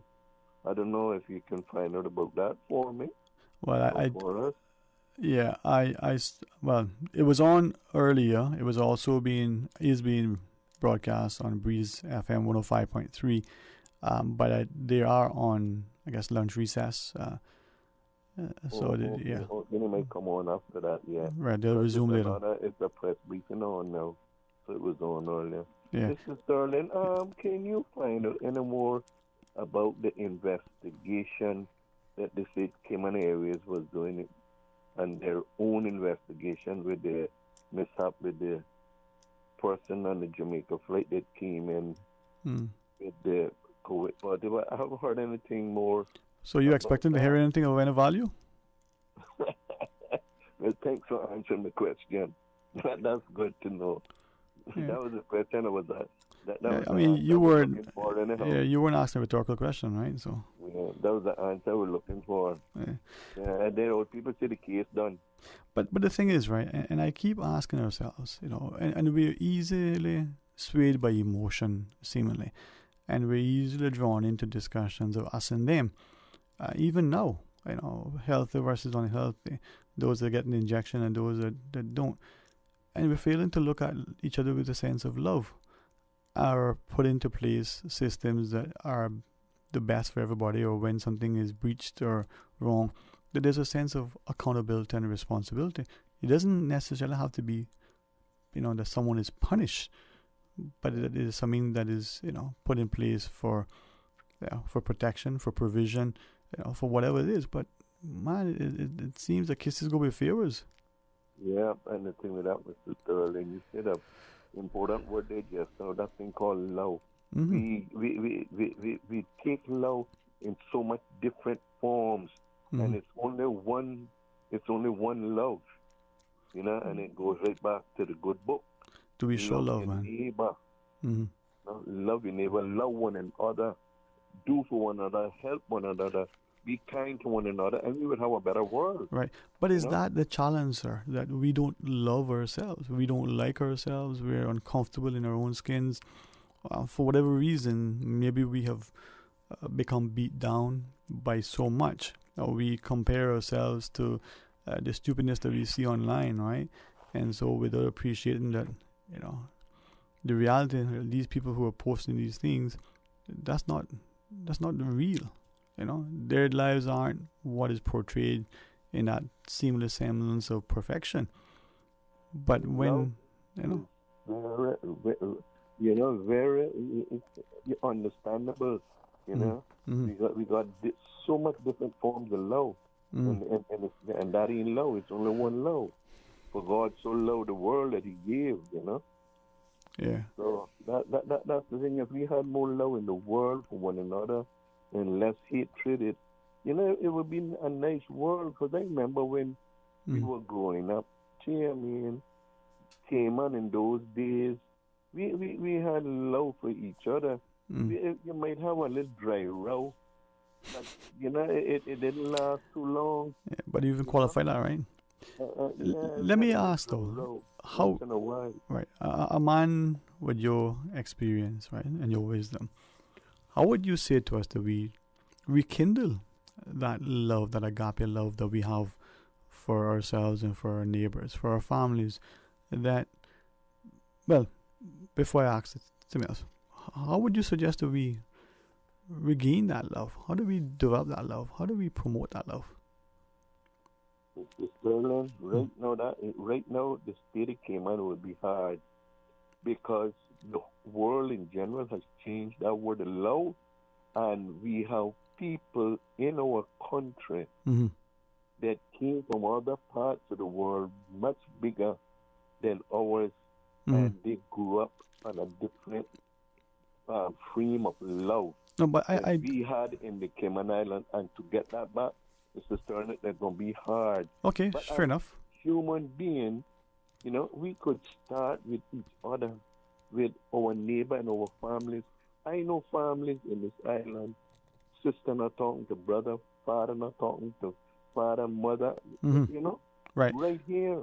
So what is driving, to your, if you're able and if you're willing to share, those divisions, not talking about the people themselves, just the fact that this thing now is the reality. Those divisions in those families, in our neighborhoods, in our communities, amongst our friends or co-workers, nobody talking to anybody else. What is driving that? What has caused that? Love will rekindle it, but what has caused it? The division? Yes, sir. Like I said, other outside influence from TV. You can watch people coming in to the country, they build next to you. I always wake up every morning and say hello to my neighbor because I could see his house when he was in his yard. But right now, you come into my country and you buy a piece of property next to me. You put up big walls. I don't see you. You put up cameras. If I go in the yard, you despise me. It will be hard to gain that love back. Okay, fair enough. So we have adopted practices, whether we're influenced by outsiders, by the television, by whatever. But then, and I say this carefully so that I understand it as well. But that's on us, all of us, right? Because if you know, for instance, that you've got a dozen eggs, and you know that this one with the X on it with the red dot, that's no good, and you put that consciousness into your batter, that 11 eggs won't hide the fact that that one bad egg has now made your souffle, your cake, your food gonna be ruined. And yet we are doing that consciously. So isn't that us that is at fault, to blame, that must be responsible and accountable for that thing? The part that we can do our part, but I can't do my neighbor's part. But that's the thing. Let's change us and be the example, be the thing, that model for our children, for each other, so that we are us. But my neighbor is not responding. Right, but what can we do? They say pray for those that love you and hate you and despise you and talk about you.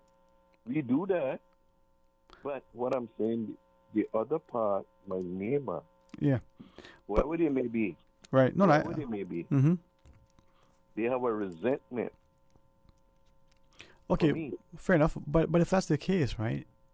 How do we respond? Are we responding? Just continue to show love. Right. So, in turning the other cheek, as it were, if that's what that means in that context. But are we doing that? Are we look at increasingly gated communities, whether it's because we see a semblance of prestige in doing that, or it's the fear that this thing on the outside of these gates is so bad that if we're going to be safer in here, or is it that we as people are failing to realize that our behaviors, our actions, and our inactions are causing other people to respond in a way? Let's take, for example, right? Let's say that there was a practice once when people came into your neighborhood, you welcomed them, you baked some bread, some cookies, or you just went over and you said hello. Now, are we doing that? And when we do that, is the person, right, that we're going to carry this, freshly baked bread or cookies or just to say hello, are they now saying, I wonder what they want, right? Because they now have a mindset that somebody coming to do something isn't coming out of goodwill, out of love, there's an ulterior motive. They're coming to do me some harm. Is that part of what's happened? Us not doing the part to show love, and us not being somewhat, careful and cautious, but at least, willing to. But you changed us, Mr. Sterling. This is the thing. We were not that way. Mr. Sterling, I got a quick question. Yes, sir. Because I know somebody might want to come. There is, yes. Mr. Sterling, would you accept me going to your house in West Bay and get my foot messed up with dirt and mold and stuff, and go inside of your beautiful white carpet, take off my shoes and put my foot in your sofa, and tell your wife, please bring me a nice cold lemonade, or whatever it is? Would you accept that? But if we are but that's the thing, right? Here is it. These things. I ask you, Mr. Stern, would you accept that? Well, let me give you. Okay. Right. Yeah. See. Do you think it's right? No. To my example, and I'm glad you mentioned that, because this speaks to exactly what's happening. We don't set the example. We don't convey the expectations. And to your example, right? When you or anybody else was to come into my house, and I said to you, please take off your shoes, right? I don't care if you're a workman or whichever. No, I'll try to be cognizant of the situation, try to be sensitive, right? And maybe make some sort of provision for you. But if we don't set the boundaries, if we don't share what is it that we expect, and the person is unaware, or if you tell them and they still do it and we do nothing about it, again, that's on us. So to your example, if you or anybody else came into my house and I said, take off your shoes, you gave me a justifiable reason, I gave you a booty cover and we worked together, or I said, no, shoes off, if not, don't come in. How will you respond, and how will my surrounding family and friends respond? Oh boy, you being offensive. No, I just put in the same rule for you as for everybody else. So is that part of the problem? We are not willing to stand up for what is right, and to make sure that people understand the expectation, appreciate the reason for this thing. And then in my house, you do as I say. Yeah. Or go. But it's more than that, though. That is the answer, Mr. Sterling. It's This is my place. Mm-hmm. You come here, you do what I say, because you don't have no power here. Right. You come in to try right. to take over my house. But no, I go stand for them. Yeah, that may be the response, and it may be the easier one. But think of it with our children, for the argument's sake. Should we tell our children, do as I say, not because I said it, and do as I say because I'm the parent, or should we help them to understand why we're doing this thing? And maybe in that discussion, that dialogue with that child, we might actually appreciate that there's a better way, or that there's the reason for us doing it is actually not what we thought all along. Mm-hmm. So it's a difficult thing, but I think it comes down to that thing, that lack of love that we have for ourselves and for each other. If you don't love yourself, how can you love somebody else, right? Yeah, that's true. I don't know how, Mr. Sterling. Yes, sir. Talk to you. Always a pleasure, sir. Thank you. This sunny day, and I hope that you get your WhatsApp, because I know a lot of people will the funeral homes will have some good business. My prayers for health. Thank you, sir. Yeah, sadly. But thank you very much, sir. All right. Okay. Appreciate it. Got to take that break, Mr. Fox, and then we go to the phones. Stay tuned for Talk Today. For medical lab services in Cayman, go straight to MedLab. Blood test, x-ray, and mammogram, all of that is MedLab. Affordable fees and friendly service, a full professional team. MedLab is always comfortable, MedLab is always clean. For medical lab services in Cayman, MedLab. Call 949-7331 and ask about MedLab's new state-of-the-art digital mammogram machine. A caring and community spirit, cherished family and cultural values. These are some of the things that still embodies the Caymanian way of life in the Eastern Districts today. Savannah Pharmacy, your neighborhood pharmacy, located in Countryside Shopping Village, is delighted to offer products and services of real value. Whether it's catering to your family's medical needs or carrying apparel, gifts, and beauty products, Savannah Pharmacy provides you with more than just prescriptions. Remember, they're always just around the corner with everything your family needs and convenient opening hours, including Sundays and holidays. Savannah Pharmacy. For more information, call 946-3336. Had a look at those investment options yet? Too busy. Look at today. Workout, breakfast, take the kids to school, back-to-back meetings, take Pepper to the vet, and she's apparently got allergies now, so... And that was all before 12. But you look relaxed. That's because my money's as busy as you. With RF, you can access the best in local and international investments to keep your money busy, so you can spend more time focusing on you. Contact us at rfgroup.com to find out more. RF, money at work. The Cayman Islands Chamber of Commerce Pension Plan. We're here for you. We are a non-for-profit member-centric plan with a democratically elected volunteer board of trustees representing all sectors of the Cayman Islands economy. Chamber Pension has an all-in expense ratio of 0.72% over 16,000 members, $430 million in assets under management. We were the first multi-employer pension plan approved by the regulator in the late 1990s. And today, we are still strong, secure, and are here for employees and employers alike. If you would like to join or request further information, visit chamberpension.ky. And for information as it happens, follow us on Facebook, LinkedIn, or Instagram. Email admin@pensions.ky or call 745-7630. The Cayman Islands Chamber of Commerce Pension Plan. We're here for you. I am work permit holder. I am a mother. I am a friend. I am vaccinated. I do not support vaccine mandate. On Monday, the 4th of October 2021, Parliament plans to debate and pass the Immigration Bill 2021 LG51S1, which will remove the freedom of choice to make independent medical decisions for many residents of the Cayman Islands. We encourage you to contact your constituency MP and let them know you want them to reject the bill. Email freedomofchoiceky@gmail.com for support.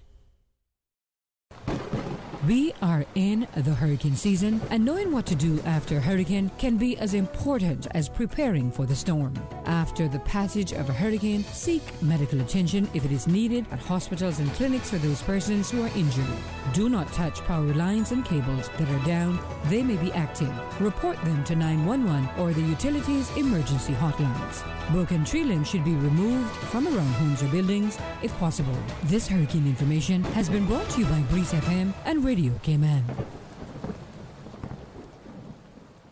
Talk today. But I do have some questions. Talk today. Cayman Islands' foremost listeners' participation program. Talk today. Because there are more questions than answers. What the public is saying. Waiting to take your calls right now. Sterling Dwayne EBANKS.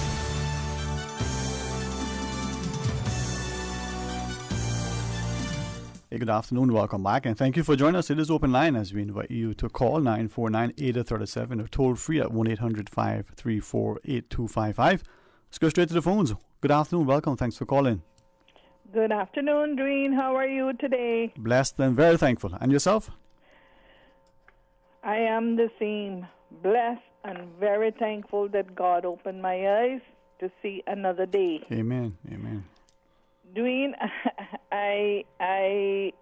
your last caller, I agree with a lot of things he said. Mm-hmm. I must say that. I know who it was. I am a friend of his. Mm-hmm.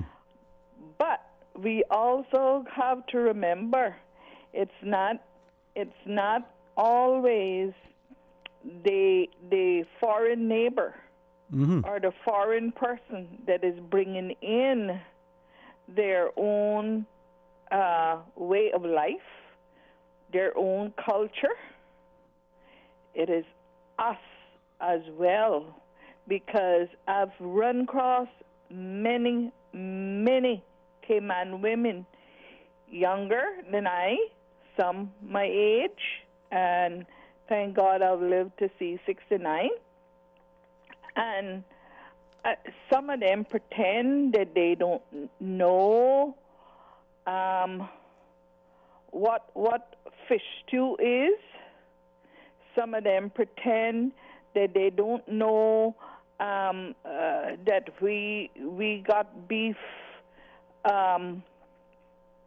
maybe on a special occasion, definitely at Christmas time. Mm-hmm.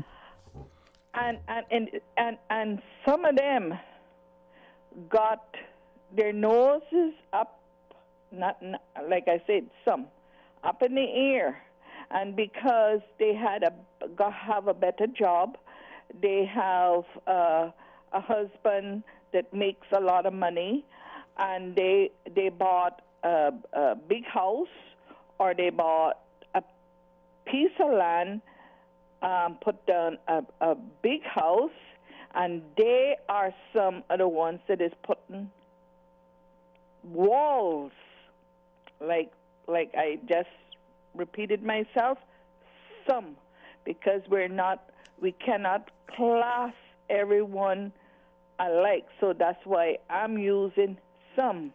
Mm-hmm. We try to show love to people, and some of them are Caymanians, and some of them are expats that come in here, but we're not forceful enough to the expats that want to stick their noses up in the air and pretend that they're better than us, or they had better than us, because believe me, some of them come from nowhere. Their salaries are bigger than ours, but we have to say, hey, remember, you came here in my country, so I would like to be your friend. I would like to invite you to my house. I would like to do you go to church? That sort of thing. If it is a Caymanian, you do the same. Not only expats, but some Caymanians has completely changed. I know after 2004, after the hurricane, that I worked so hard up at that school hall with the Red Cross, trained by the Red Cross, to help people. I gave away my sheets. I gave away my pillows. I had nowhere to lay my head. Mm-hmm. My house wasn't damaged. Thank God. I have a husband that was up in the air, flying people out of here. And I got the first time for any one of them to come and say, thank you very much. And you know what? They were Caymanians. Wow. So we have to start with our own. This is the way we grew up. Our parents taught us so much of their experience. I was too running up and down like a real tomboy. I didn't learn how, even though my mother tried to many times, I didn't learn how to cook quite a few things. Some of them are have cakes. I have learned to cook a lot of things. My mother, my aunts, and even Peter, since he came into my life 50 years ago, and taught me a lot of things. But we have to start with our own Caymanians. There's putting these big walls, and you hear what, and gated places that they hear what they say. We need some privacy from home. Are we not Caymanians alike? So I'm going to end with that, and I am begging the people of this island, because I am one of them. Let's pray for Honduras, especially Banaka. Well, my father came from there. So let's pray for them and do whatever we need to do. Like the Premier say, God bless him. God bless this government and the government before this one. God bless our islands, and let's help Banaka as much as we can. Yes, ma'am. Thank you, and good afternoon to all of you at Radio Cayman. Thank you too, ma'am. And that is, I think, as the caller shares, we need to realize a couple of things, and when we get to that right after a news break. So please stay on the line. Continuing the Caymanian tradition. Let Cora keep my ground so clean. The heart and soul of the Cayman people. Thank you for keeping the culture alive. Spread the news every day. From East End to Georgetown, down into West Bay. Radio Cayman in the Cayman Islands. Today's biggest news. Radio Cayman. Your voice, your choice. Local, regional, international. This is Headlines from Radio Cayman's newsroom. Today's biggest news. Leader of the opposition, the Honourable Roy McTaggart, and his team will be voting against controversial immigration bills today when lawmakers put the matter to a vote. Mr. McTaggart told lawmakers if legislation is passed in its current form, it is likely to be declared incompatible with our Constitution when inevitably it is challenged in the courts. Make sure to keep it locked to Radio Cayman as we follow this developing story, and tune in to our sister station, that is Breeze 105.3 FM, to hear today's Parliament session live. Turning to international news now, investigators commissioned by the United Nations top human rights body said Monday they had evidence of possible crimes against humanity and war crimes in Libya. Many of the alleged crimes, they say, were committed against civilians and migrants detained in the country while trying to get to Europe. Their findings come amid an unprecedented crackdown in Libya in recent days has led to the detention of more than 5,000 migrants, including hundreds of children and women. India's top court on Monday approved the government's decision to pay about $670 for every coronavirus death in the country as compensation to the next of kin of the deceased. The payments tally to more than $300 million based on India's current death toll, according to CNN's calculation. It had officially recorded 448,997 COVID-19 deaths as of Monday morning, according to the Indian Health Ministry.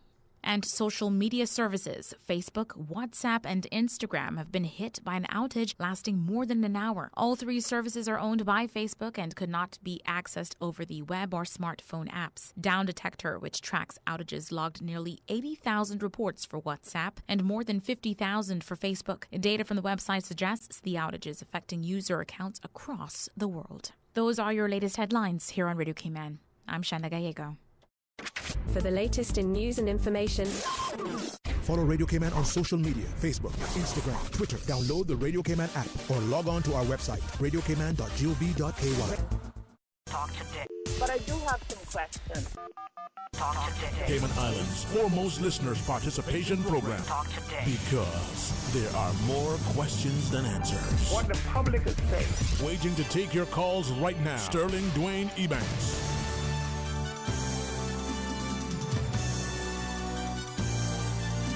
Hey, good afternoon. Welcome back, and thanks for joining us. It is open line as we go straight to our phones. Hey, thank you so much for calling and having the patience to stay on. Welcome. Good afternoon. Hello. How are you today? How are you today, Mr. Joel? No, Joel is another place. Okay. I forgot your name. What's your name again? My parents christened me Sterling Dwayne EBANKS. Sterling. Yes. How are you doing today? Yes, Mom. And you? Okay, I'm all right. I just feel like I should call in today because I've been listening, a lot of people is talking about this vaccine and corona. Mm-hmm. So I said I should call in. I was the same person that called you and tell you that the march was going to happen. And it did happen, right? Mm-hmm. I'm the same lady. Mm-hmm. Anyway, and I'm calling again today. I want to say that they should vaccine like the people who is coming in to make sure they don't have the corona. But they shouldn't make it mandatory. Because if they make it mandatory, it's going to wrap this island. I've seen people parking their cars on the roadside, and they said, anyone want the key, take it. I'm gone. Mm-hmm. And I am calling today to say that because I know it's coming. So if they pass it monetary, it's going to be a problem with the economy. It's going to be very bad. Mm-hmm. Yeah. Well, I will call your voice. I remember your admission some time back in relation to that. And I'm not a doctor, but I'm a prophet. Mm-hmm. Well, yeah. People I did listen. tell you about the march. It was boat march. I went on the other talk show and I tell him about boat march. Plus, I went before Grace came in. I said water was going to come up. You remember when the people was talking on the talk show with you from? I think it was from environment. They was talking about. Yeah. Right. Like that. Yeah. Well, yeah. I'm the same lady. All right, well, keep praying for God's wisdom, huh? Okay. Yes, we have to do that. Yes, ma'am. Yes, ma'am. Thank you too. All right. God All bless. right. Thank you too. You're welcome. Bye-bye. Bye-bye. And let's go back to the phones. Welcome. Good afternoon. Thank you for calling. Hey, good afternoon. Hey, how are you today? How you doing? This is my first time calling. I called from the Brock. Welcome, man. Welcome. All right, thanks, man. Thanks. I don't know too much about the prophecy. I know the Bible speaks about people prophesying, but let everybody be persuaded by their own mind. I'm no stranger to the people here on the island, but I would like to comment a few things. This morning I was watching the Parliament, all the briefing and things that they was doing there. I was blown away to know that the former premier, Mr. McLaughlin, stood up for the Caymanians to know that we are not here for anyone to ram whatever they want down our throats. The premier did bring up about a speech or a topic that Mr. Bryan, which is now the Minister for Tourism, had brought up when he was on the opposition side. But you see, what happened when a lot of times many of us forget where we come from. And when we get up on top of the hill, then we want to shout like we're the biggest creatures on this earth, scared what is down in the valley.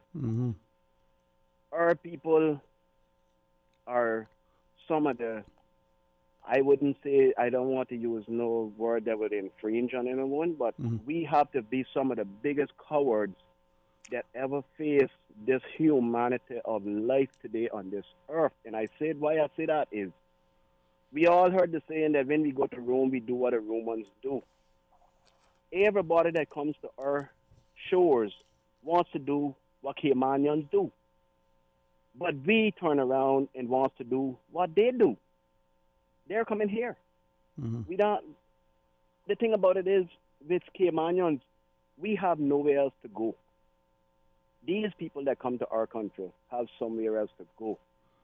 But they come here and tell us what to do. The lady there just now was speaking about the walls, and we have that same issue here on the Brock. Some people put down some boulders. I don't know, God only knows how they get them boulders there in their property. You can't see over the walls. But if I want to put down a fence that you can see through that is 6 feet, I have to get planning permission to put down something that you can visibly see through every day, every time you pass. But yet we as Caymanians, we are the ones that the laws are written down against. And I am so happy. I don't want to use the word proud because I'm a biblical man and I don't use the word proud, but I am so happy to know this morning that Mr. McLaughlin stood up and he told them, you cannot infringe laws of such on the people of the Cayman Islands. Right. We have a freedom. We have a freedom of speech, or we're supposed to have a freedom of speech.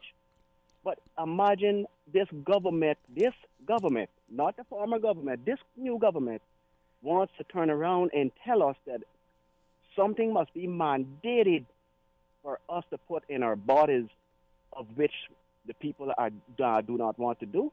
In a sense, what they're going to probably do, they're going to want to force the people that work in the government sector to be forced to take this such thing as this vaccine. Mm-hmm.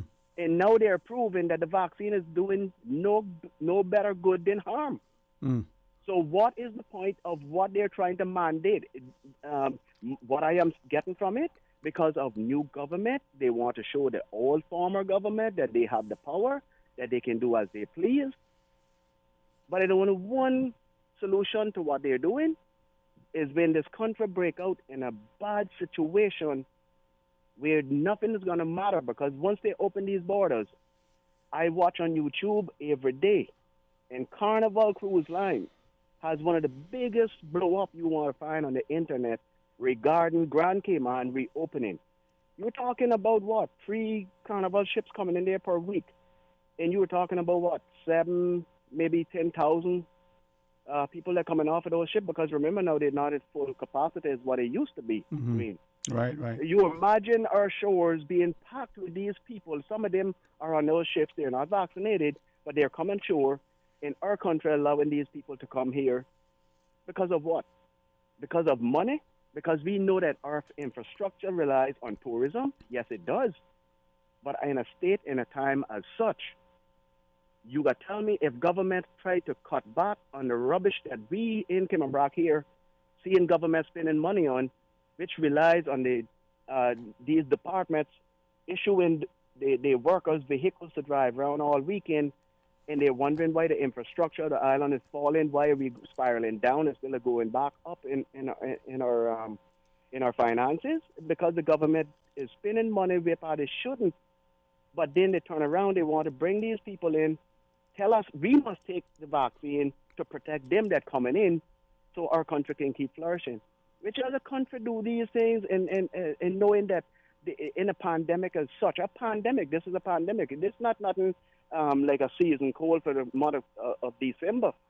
But which other country is going to allow other people to flow into their country? Europe is constantly telling people, they're putting them on lists, stating, okay, this country can't come in, that country can't come in because of high risk. And we, with this new government now trying to look like they're doing the world and all, want to say, okay, we're going to do this, we're going to do that because we have the power. But they're forgetting that the same people that they're putting in danger, put them there, and now they want to protect those that coming in here and killing off the same people that put them in power. Mm-hmm.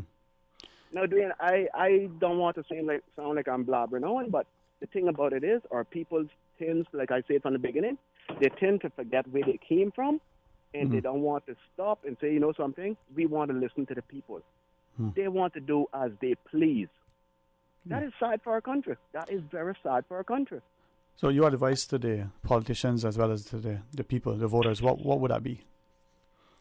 To the politician and the voters, I would advise them to seriously overlook what their plans are to reopen this country, or to mandate something that you cannot force people to do, to seriously overlook what their plans are and see what other route they can take until we get to a position where this country is more safe, or the people around the world are more safe to fly into our country. Because, like Mr. McLaughlin said in his meeting, he didn't even want to call the people by name, but he got so in depth with what he was saying, he called the people of the country origin name.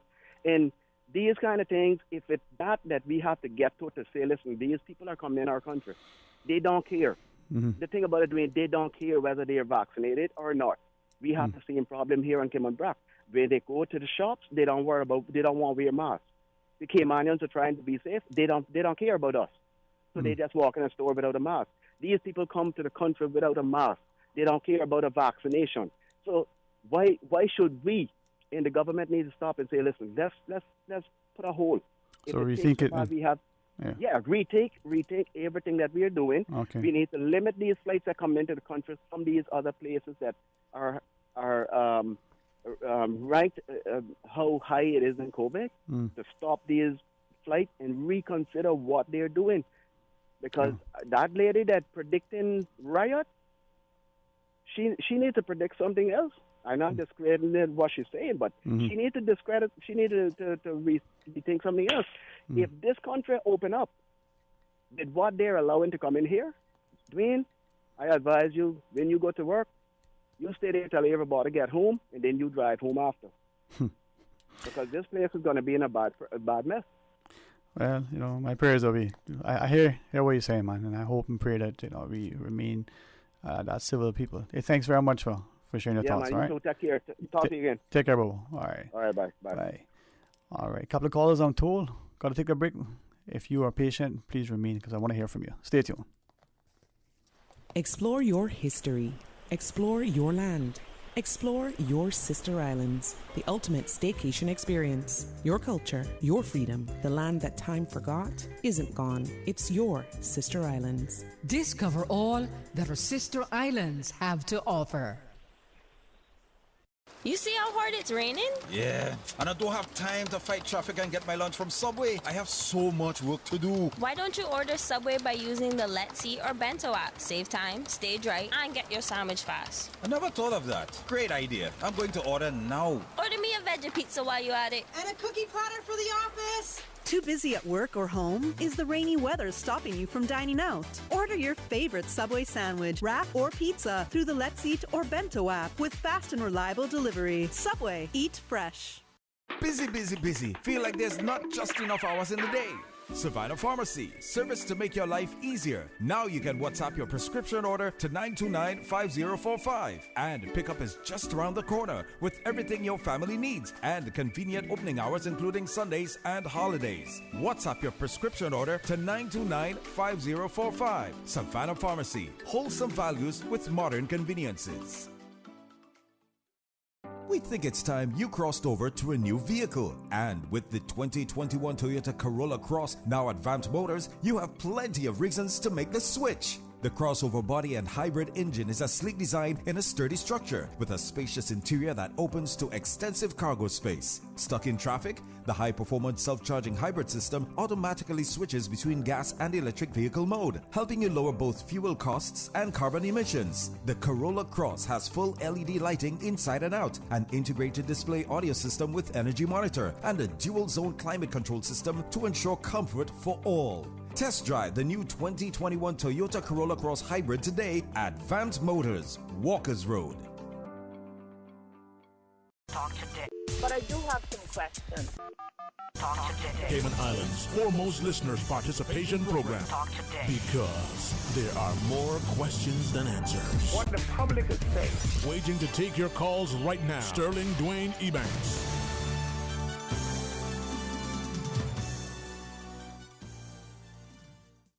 And thank you so much for joining us as we go straight to the phones. Welcome. Thank you for calling. Good afternoon. Hello. Afternoon, Sterling. How are you doing? My friend, how are you today, man? Good to hear from you. I'm not doing too bad. There's two little corrections I want to make for the previous caller, but not to discredit anything he said. I agree with him. I'm just saying, when Mr. McLaughlin spoke about the persons in which this thing would be affecting, or he didn't speak in regards that those persons were the ones putting us at risk. He said that those were the person who would have been at greatest risk because their numbers and work permit fee is a lot larger than other nationalities. I won't call any country's name because I don't want to do that. But when you listen to it, he meant that this particular law that they were venturing on trying to pass would affect those people who are not the so wealthy people. In other words, these people rely on their place of work in order to provide a living for their families back home. And that this law is ultimately saying you either get vaccinated or go home. So the reality is, and I was there from 5 o'clock this morning right up until after 12, where I had to leave to pick up my daughter. But like I would tell you, is that I listened to most of the debate. Mm-hmm. And what I would like to address in that, very quickly and not very long, I know you got other callers, and your time running out, but Mr. Christopher Saunders, who brought the bill to the floor, he read out his interpretation of why the government should doing it. But Mr. Christopher Saunders is under this illusion that the government has worked so hard to achieve something that if you don't pass this law will destroy what they worked so hard on. But what's really important about that whole thing is that I believe that a lot of this law is a reflection of individual concerns of the members of parliament, the premier, and the rest of his cabinet. These are their own individual concerns and fears, not the country's. And a lot of how it was written and how it was it was read out by Mr. Saunders you can hear that it was more of a, I do what I want because I'm in charge and I'm going to protect you whether you like it or not, which is not the approach. And I think they missed the, and let me just stop for a second and recognize what Mr. McLaughlin did. And I want to take this opportunity to thank him for saying the things that he said in respect to respecting people's right, no matter who you are, okay, and what your immigration status is on this island. And I think that he said it best. He said, you know, he stated very clearly, look, we are pro-vaccine and we all got vaccinated and we all would encourage people to get vaccinated. He said, but we should educate and convince people to get vaccine as opposed to mandating people to get vaccine. And I agree with him. And he said, you know, even though we all were some of the first people that got vaccine, he said we all had a choice to do so. And he said, under no circumstances should we be mandating for anyone to be infected with anything that they don't want. So at the end of the day, a lot of people have misconstrued what this whole thing is about. It is about choice, Sterling. It is about the right to choose what goes in and out of your body. Right. Now, Kenneth Bryan, which he so normally does, is he speaks a lot of times ill-informed with the facts. Or let me just say, without all the facts, and he tries to sound intelligent and smart, and that's fine. That should be every politician's on every politician's wish list. But when you're starting to interrupt somebody who is speaking, just so you can say that, oh well, according to the standing orders, you can't say it because of this and all this other stuff, it's very petty and it's not a good look. And what I will say is that what Mr. McLaughlin started to read a different section of the law that wasn't being debated at the time. So therefore, Mr. Bryan then reminded him that according to the standing orders, you can't speak about that until that is being debated. Okay, fair enough. The reality is that, you know, the opposition has a position, the government has a position, and I believe that in absence of all the pettiness in order to try to prove a point, I think Kenneth put more egg on his face than he did getting respect because of what he was doing. The gala was filled with concerned citizens who protested the morning of. So I think that these injections of smart remarks, trying to look smart or trying to take on the opposition, he should have just been quiet and let them say what they had to say. And then whatever your debate is or mitigation to that, just say it. The problem I saw with that, Sterling, is that this country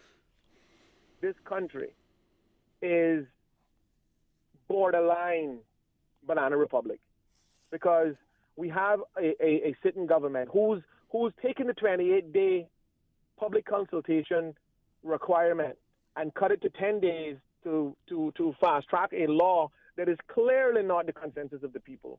And now they've run into a roadblock. Now, I'm not telling you they're not going to vote in favor of this bill and try to push it through. I'm not telling you that's not what they're going to do, but I know one thing for sure. They will pay a political price for doing so. And I will tell you this, and I make this announcement on Radio Cayman, that every single member that votes for that bill to mandatory give people medicine or go home, because you can't look at a person and say, I gave you a choice over your livelihood or vaccine. Because come on, Sterling, you and I both know that that's not, you cannot stand on the throne of, oh, it's not a mandatory, Mario, because they have a choice. Right. They have a choice to do what? Eat, starve, or work, or take a vaccine? Come on, man. It is. Sorry, if I may ask, though, I mean, and your point taken, maybe just two quick things that just weighed in, and we do have another caller, so I appreciate them, allowing us to age. One message, says, this writer says, is this what Mr. Panton doing? This is no worse than what Mr. McLaughlin and his illegal lockdown did last year. And then the I don't argue with any of that, but it doesn't make it right because Arlen did something wrong. Right. What you gonna do? It doesn't. Yeah, so why are we even bringing up that? Let's talk about the present and today, not what happened already.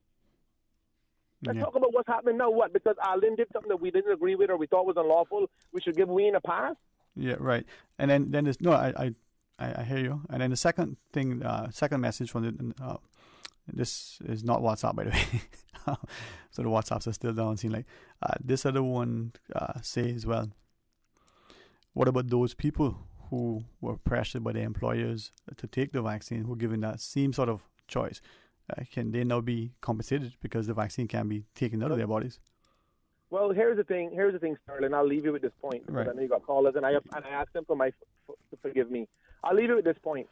The government so cowardly stood up in the halls of Parliament and in other public-private settings and told the people, "Oh, we're not mandating it for Caymanians." But you know what? They have allowed businesses to mandate it for their companies, who happens to be the employers of Caymanian people who have been subsequently fired. I spoke to 4 or 5 different people this morning at Hero Square, which were Caymanians who have all been fired because they didn't take the vaccine. And now they will be subscribing to NAU for assistance. That's the government's fault, and it will grow.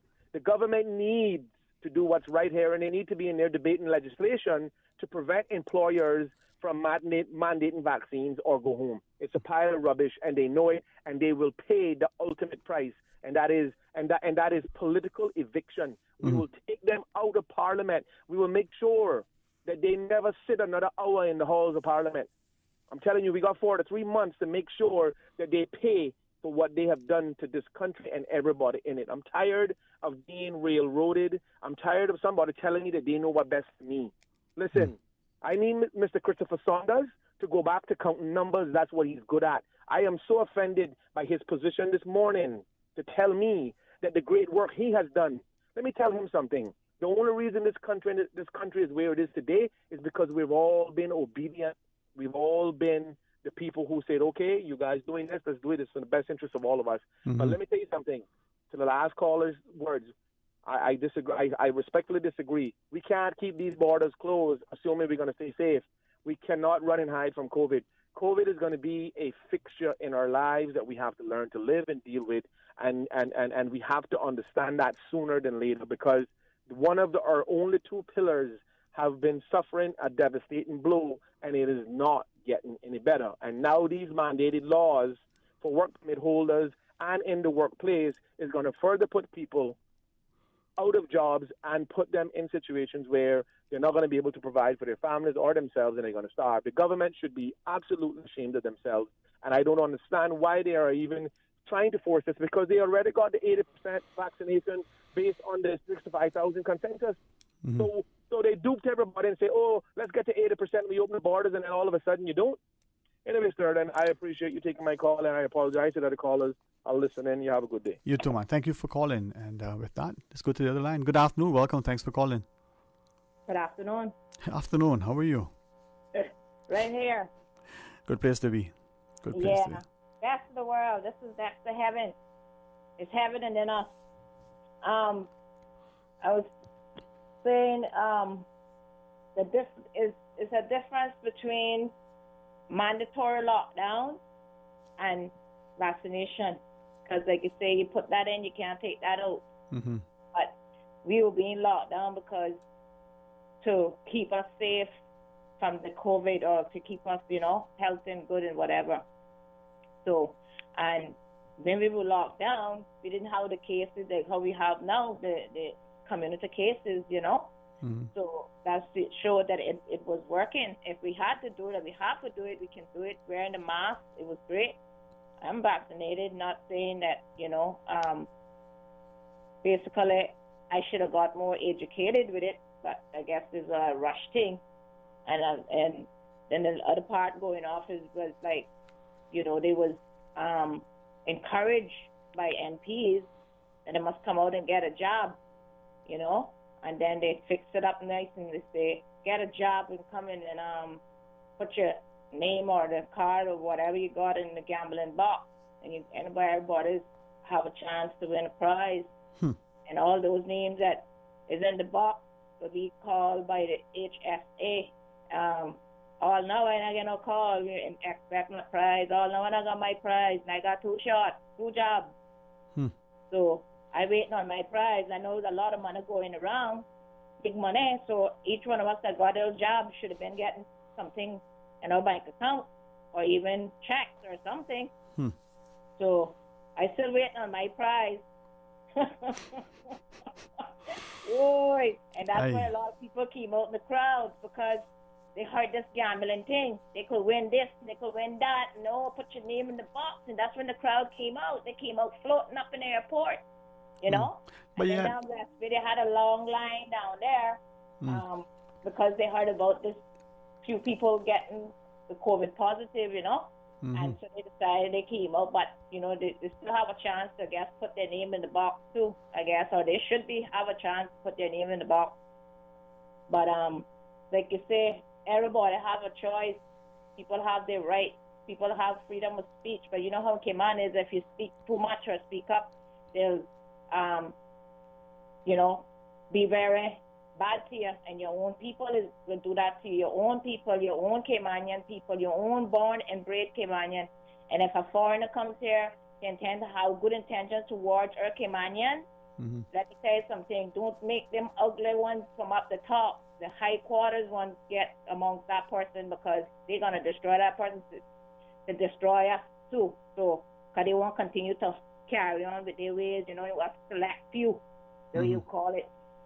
So, but I want you to give me a little rundown on what happened today in the Legislative Assembly and the Parliament, because I couldn't get a chance to listen to it, and then all my Facebook, WhatsApp, everything going down. I don't know what happened to Flo today. They might be dancing. You can give me a little update on that? Well, I gather that's a global impact on those two platforms. And Breeze, is it Breeze this evening that we repeated on, Mr. Fox?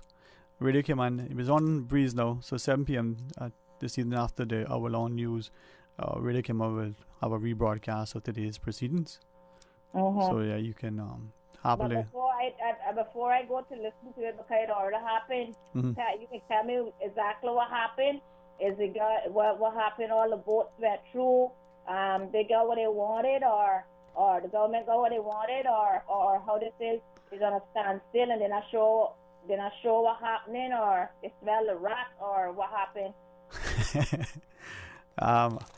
Not quite sure, to tell you the honest truth. So we'll see. Yeah. All right. At the end of the day, they want to protect for the next election, you know. Well, it should be more than that, huh? This one is kind of sticky, so they gotta be careful what they're doing with this one. Yeah, well, like with everything, huh? But I guess it comes down to us being informed. But thank you very much, and maybe you leave us with something to consider. Yeah. All right. Hey, enjoy the rest of the day. Maybe we'll have the opportunity and the pleasure to talk to you tomorrow. Okay. All right. Blessings to you. Bye. Thank you, too. As the callers have all shared, you know, and we are at the end of the day, hopefully be able to engage again some more tomorrow. The broadcast, or the rebroadcast, is even 7 o'clock on Radio Cayman. 89.9 here in Grand Cayman, right after the news hour at 6 to 7. Maybe I can say this to us. First, well, if you want to tune in to Breeze FM, the lunch break should be over. Parliamentarians will soon reconvene for the continuing debate. But let's consider a couple of things. As has been evidenced and echoed, we need love, a lot more love one to another. But start loving ourselves. Less as callers of continually and constantly, very consistently, champion in all that they've shared.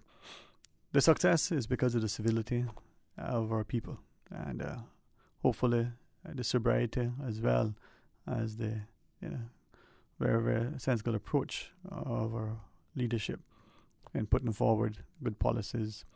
So let us remember to move about with a semblance of caution, but also respect. Not be swayed by some comments to disengage from strangers, but to be mindful that we may be entertaining angels amongst them. Let's again act with love and civility, and a sense of what it takes to make us continue down that path where we have prosperity, not just economic prosperity. The song that closes out today is by Sam Cooke. Change is gonna come. He's a great singer, man. Probably one of the greatest ever. Until tomorrow, be blessed.